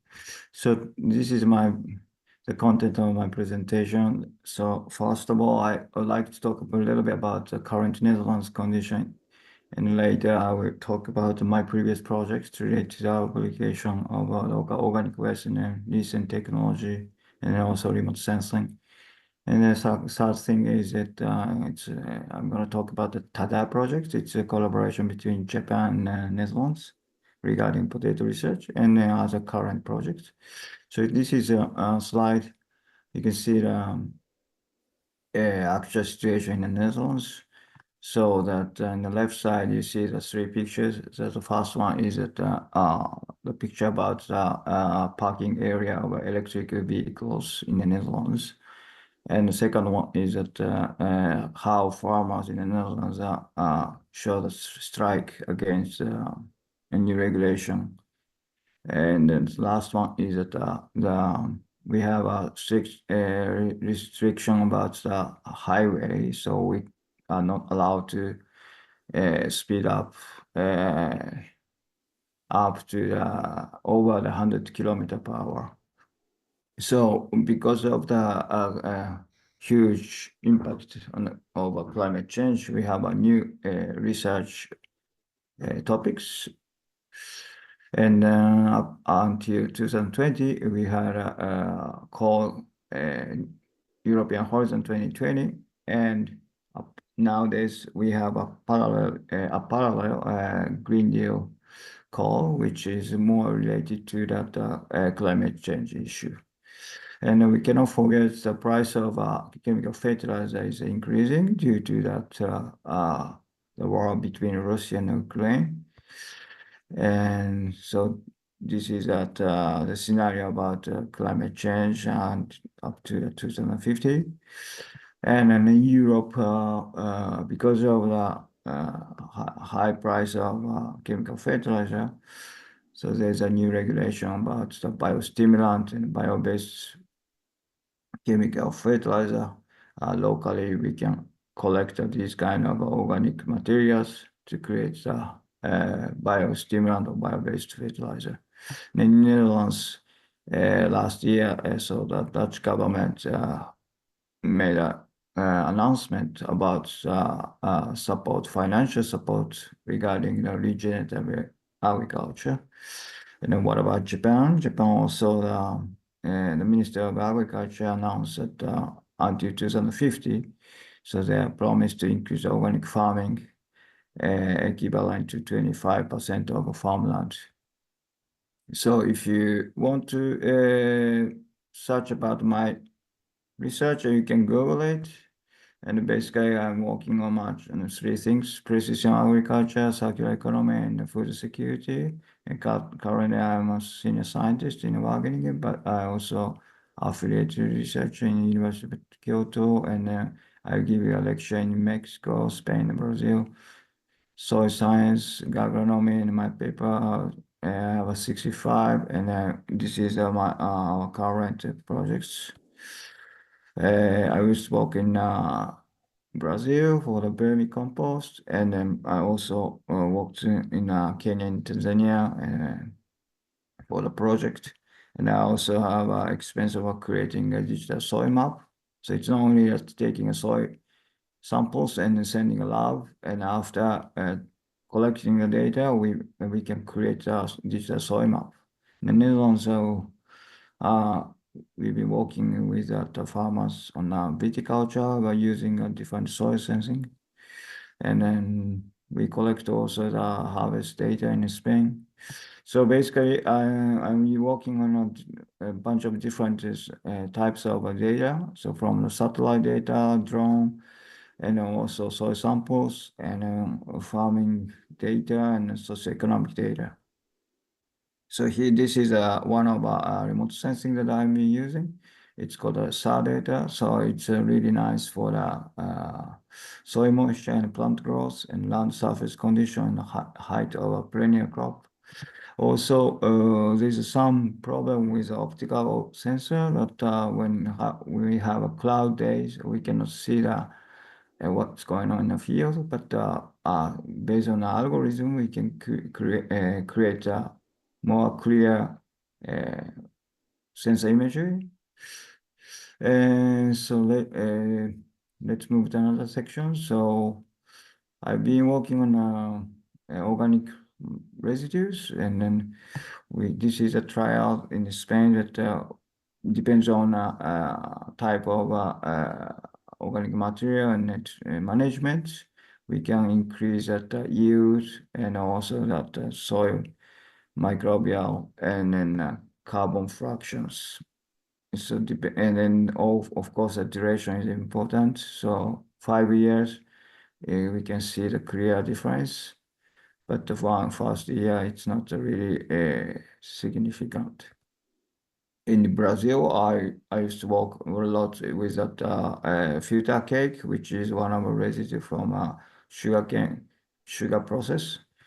And then after collecting the filter cake, we can create a vermicompost, and we can extract the humic substance. And so the effect of humic substance is that it's a human plant hormone-like effect. So we can increase that root growth. Yeah, this is one of our papers. So it depends on the type of material that we extracted for the humic substance. The effect is different. So basically, the composted material gets more impact on the plant growth. In Japan, so we worked a lot with different residue, apple pomace, rice straw, and manure, and then together with charcoal. So we create different types of compost. We use it 4 different composts: poultry manure with biochar, poultry manure without biochar, cow manure with biochar, and cow manure. So if we use biochar into the composting pile, we can reduce methane emission during the composting. And then we can also see that impact on microorganism, which is related to that methane emission. We also create different types of biochar: oak tree, rice straw, and apple tree, rice husk. And then we can see the different chemical composition of different biochar types depending on pyrolysis temperature. So basically, if you have a low temperature biochar, you see that less recalcitrant carbon. And high temperature biochar, you see that more resistant carbon group. This is a figure in Peru. So one of my colleagues worked on decontamination of a lake due to the high intensity use of a chemical fertilizer and pesticides. Some of the lakes are contaminated. So he cleaned lake, and then I use the remote sensing to monitor the decontamination of the lake. And this is a paper that I published. It's about how the local feed management affected soil fertility in Morocco. I'm going to talk a little bit about the previous projects called geodatics with microcredit in Kenya and Tanzania. So in Kenya, we have three major concerns: population growth rate, limited plot size, and low productivity. So we worked with a microcredit client who buy the chemical fertilizer and hybrid seeds. So we give the advice to the fertilizer based on the farmer's knowledge, and we use satellite data and smartphones. And then farmers get the training, and we gave the geodatics package, which is a part of our microcredit agrics products, seeds and fertilizer and advice. And we give the SMS service. And then we also set up the demo plot. So once our local members goes to the villages, we collect the data and then we send to the cloud, and then we calculate the chemical fertilizer amount required to get some more yield. This is based on a crop growth model and together with remote sensing. And then we deliver that chemical fertilizer. This is a questionnaire. So you see that where the farmers are living and how much fertilizer yield they get and how much manure they use. This is a result. So 2017, we couldn't see the difference between geodatics, our farmer, and a control farmer, but because of the problem of armyworm, it's one of the big problems with maize production. It's a pest disease problem. And then the next second year, we have a significant difference between geodatics farmers and control farmers. We checked also that the gender difference between female and male farmers, and male farmers normally invest more in agriculture input and amount of repayment, but the female farmers are significantly higher repayment rate compared to the male farmers. This is the performance of a microcredit. And when it comes to the continuity, female farmers are continuously join the microcredit compared to the male farmers. We use the remote sensing data, and we can see that through the remote sensing data, male farmers have a higher yield compared to the male farmers plot. And let's move to another project, which is called the Data-Driven Agriculture TADA project. It's collaboration between Dutch and a Japanese group about potato research. So due to that aging problem, we have to think about another alternative. So we can use remote sensing, or we can use robotics. So we have different activities. On the left side, you see that this is a tractor with a sensor. We can detect a virus and bacterial disease. The right side is that we can detect the presence of a potato below ground. Normally, farmers go to the field and dig the soil and to find if the size is enough for harvesting. But we can use a non-destructive sensor. This is how drone can monitor the plant growth. And this is that picture that how we can detect potato presence in a bucket with a Japanese soil and with a Dutch soil. The last one is that so we use the crop growth model. So depending on time and amount of fertilizer and moisture, we can estimate the amount of yield. So we predicted yield amount based on the remote sensing.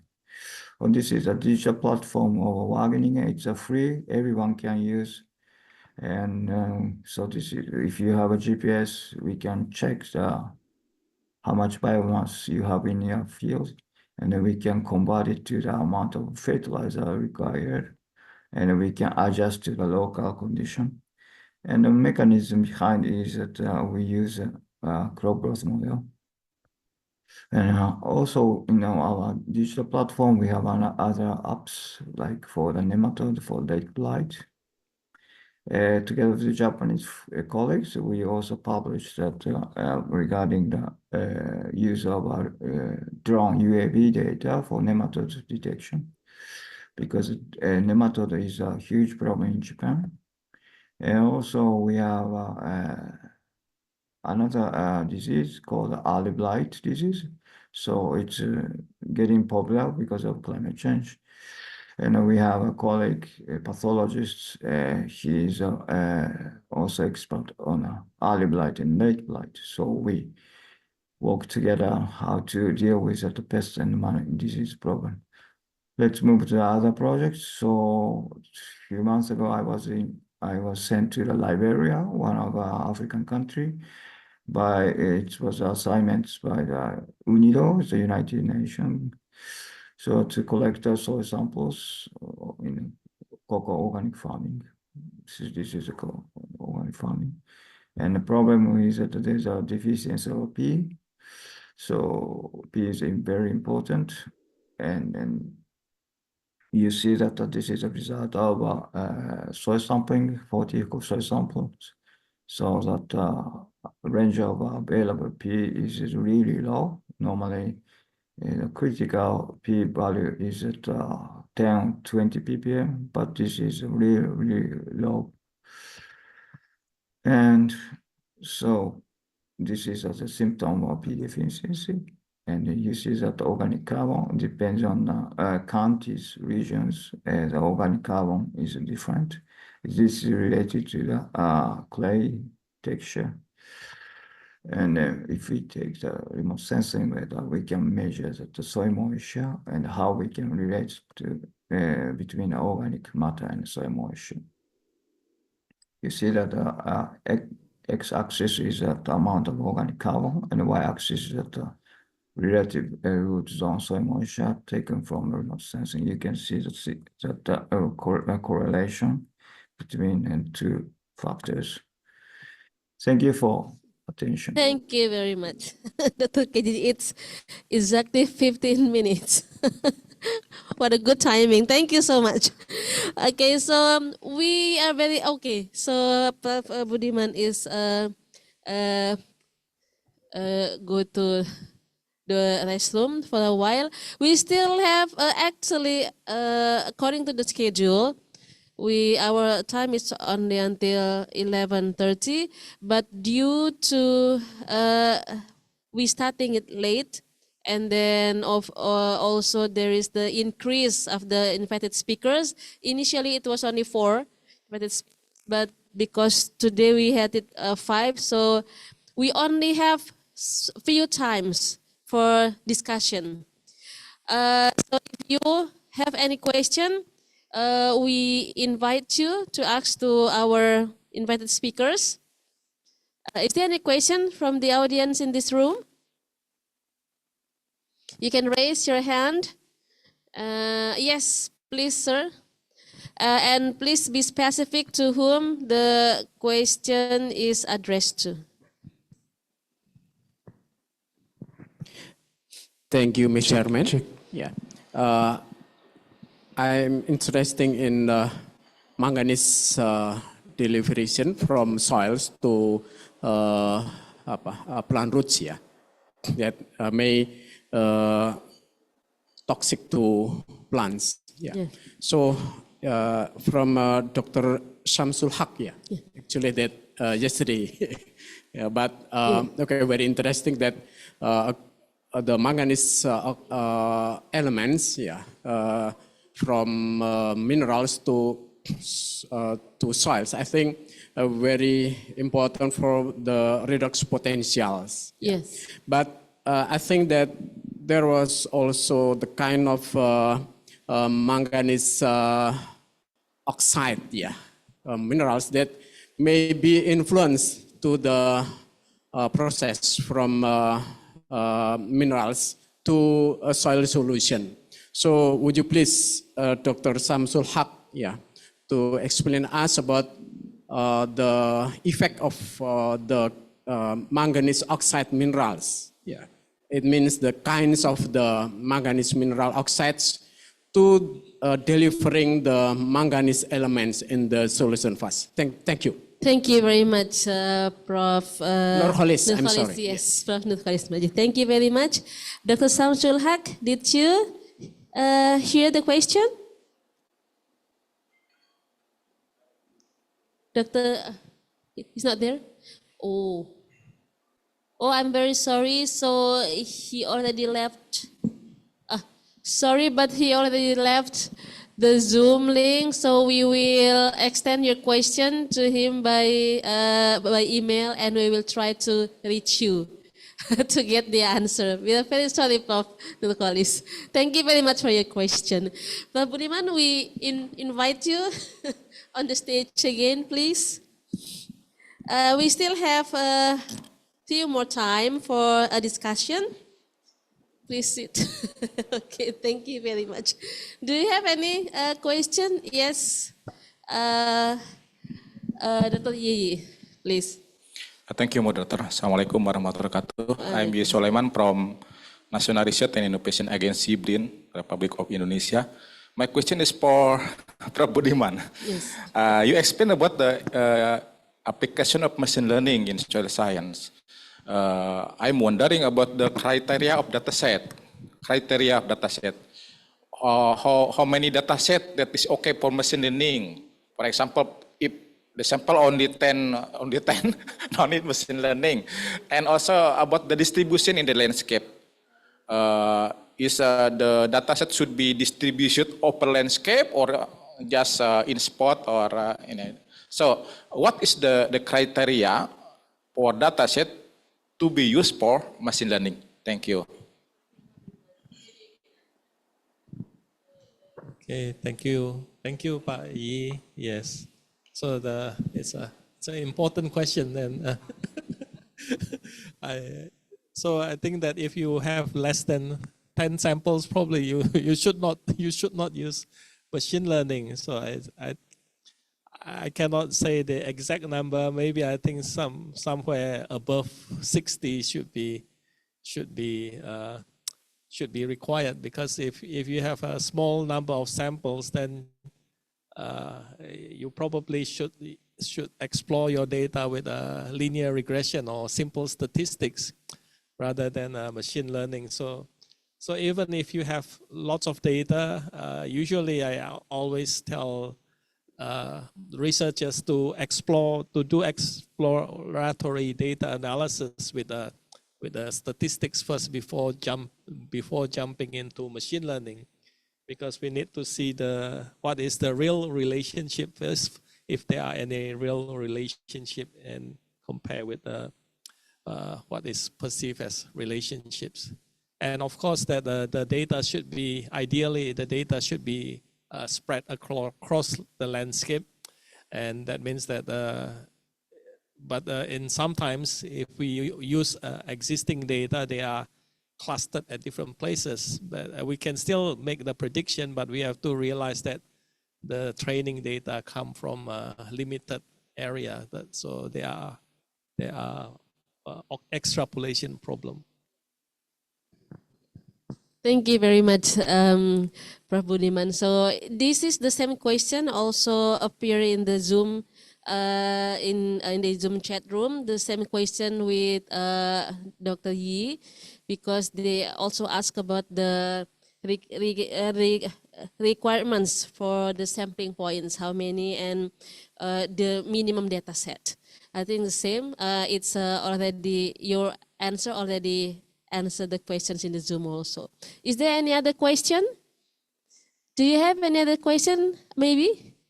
If you don't mind, I would like to ask you one question about the dangers of the AI in the soil science. It was very interesting, but because we have very limited time, so what is the most frightening thing maybe that we should be worried?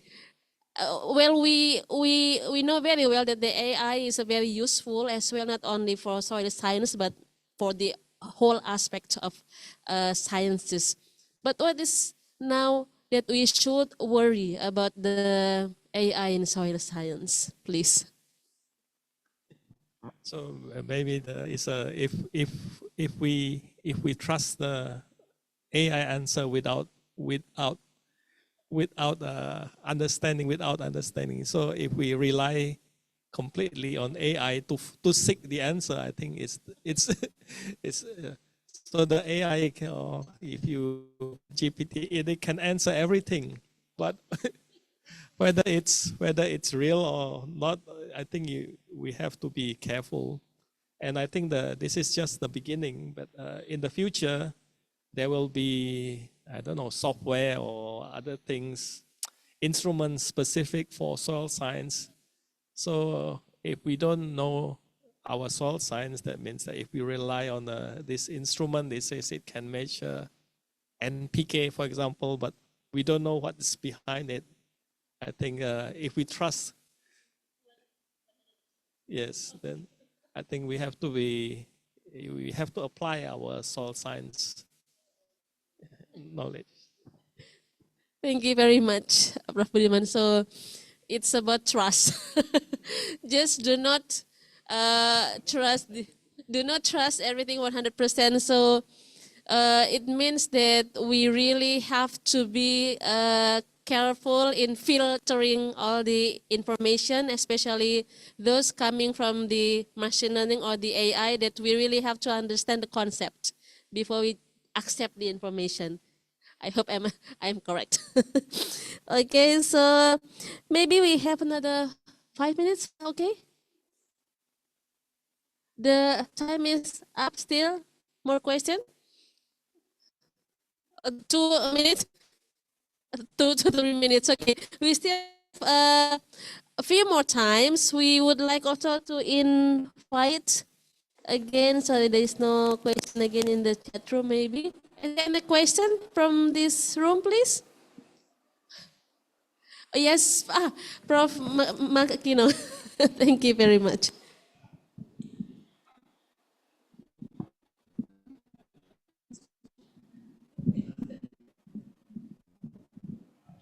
I'd like to have a question to the Professor Budiman. Budiman, Yeah. okay. Thank you so much for your excellent and quite interesting presentation. And I have a question. You showed the prediction of the water dynamics in the soil.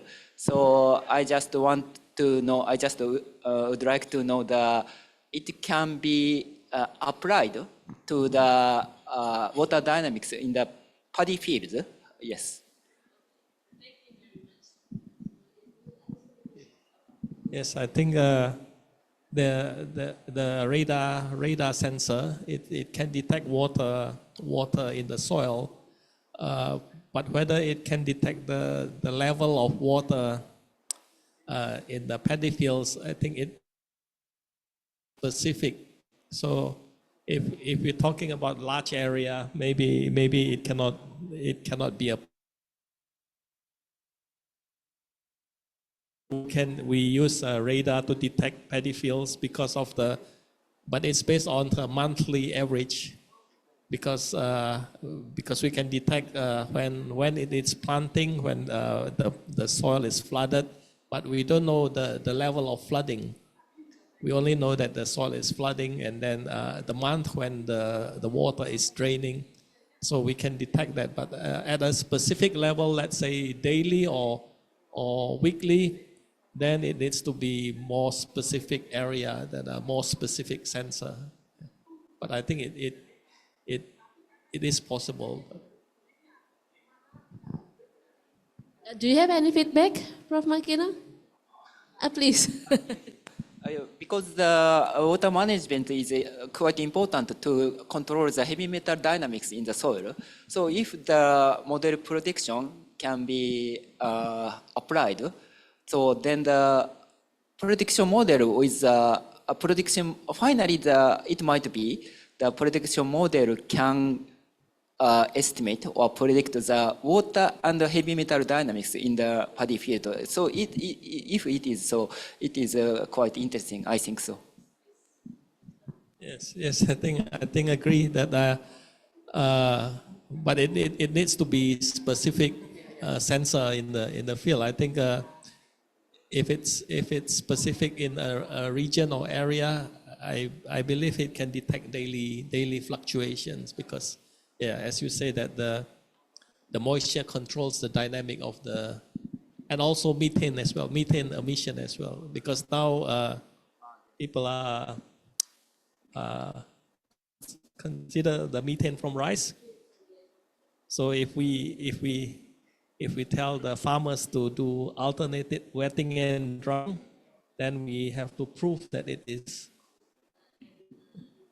yeah. Yes, that's interesting. Thank you so much. Thank you very much, Prof. Makino and Prof.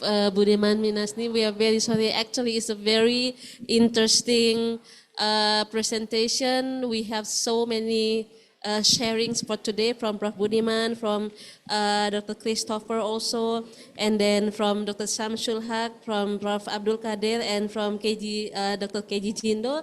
But unfortunately, due to time restriction, we cannot have more discussion for today. And we hope you don't mind if maybe after this, there may be some questions come to us and we ask you through some email discussion maybe. Okay, thank you very much everyone. I am Komaria, the chair session for this session. We'll say goodbye to all of you. Thank you and see you. Assalamualaikum warahmatullahi wabarakatuh. Thank you very much. Waalaikumsalam warahmatullahi wabarakatuh. Thank you, Ms. Komaria, STP, MSc, PhD, for your plenary session and discussion, and also for the keynote speaker with the topic of artificial intelligence and digital soil mapping. Then we would like to ask Ms. Komaria and all speakers to remain on the stage, and we would like to invite, for the first is Ms. Dr. Engineering Widyatmaningsi Dewi, and we would like to invite Ms. Professor Engineering Vita Rati Cahyani as the Chief Editor of Science Tanah to give the token of gratitude. And we would like to invite Dr. Harry Widianto to move on the stage to give the token of gratitude to.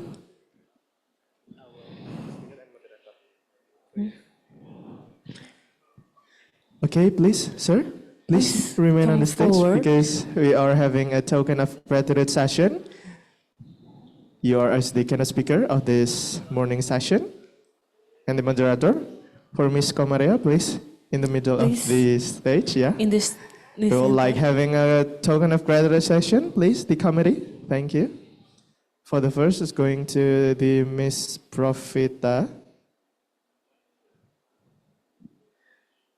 Please give a round of applause, ladies and gentlemen, to our honorable keynote speaker.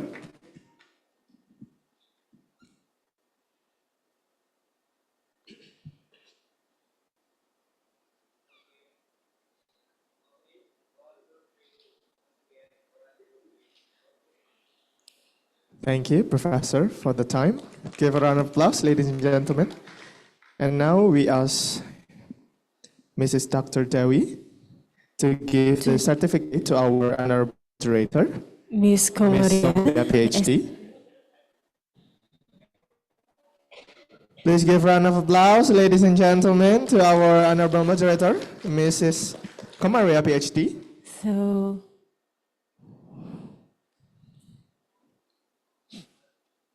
and now for the token of gratitude.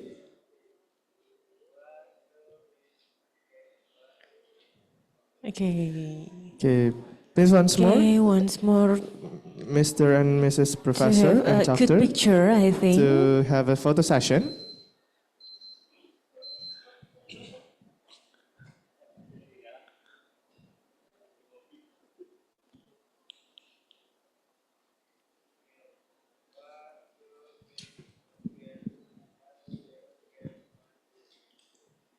Thank you very much for your attention. And once again, ladies and gentlemen, that's all about the first session of the second day of the ICOSATA 20. Again, our highest gratitude to the moderator and the keynote speaker, such an insightful session.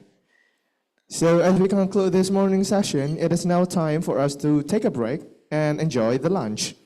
The lunch will be served in front of for offline participants, and we have a range of variety of dishes that cater to all tastes.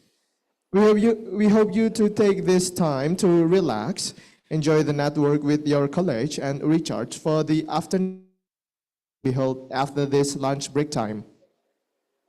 Okay, this is the certificate for Professor Dr. Christopher T. Bongson as the speaker in the second International Conference of Science Tanah ICOSATA 20. For Dr. Samsul Haq as a speaker. And the last is for Professor Dr. Abdul Kadir. And the last for the Mr. Dr. KG Jindo as the keynote speakers. Thank you to all. Thank you very much to all the keynote speakers. Yes. And please note that the next session will be begin promptly at 12:30 p.m. So we kindly ask that you turn to the conference room in a few minutes before 12:30 p.m. And then enjoy your meal, and we will look forward to seeing you back in here soon. Thank you so much for your attention. Thank you.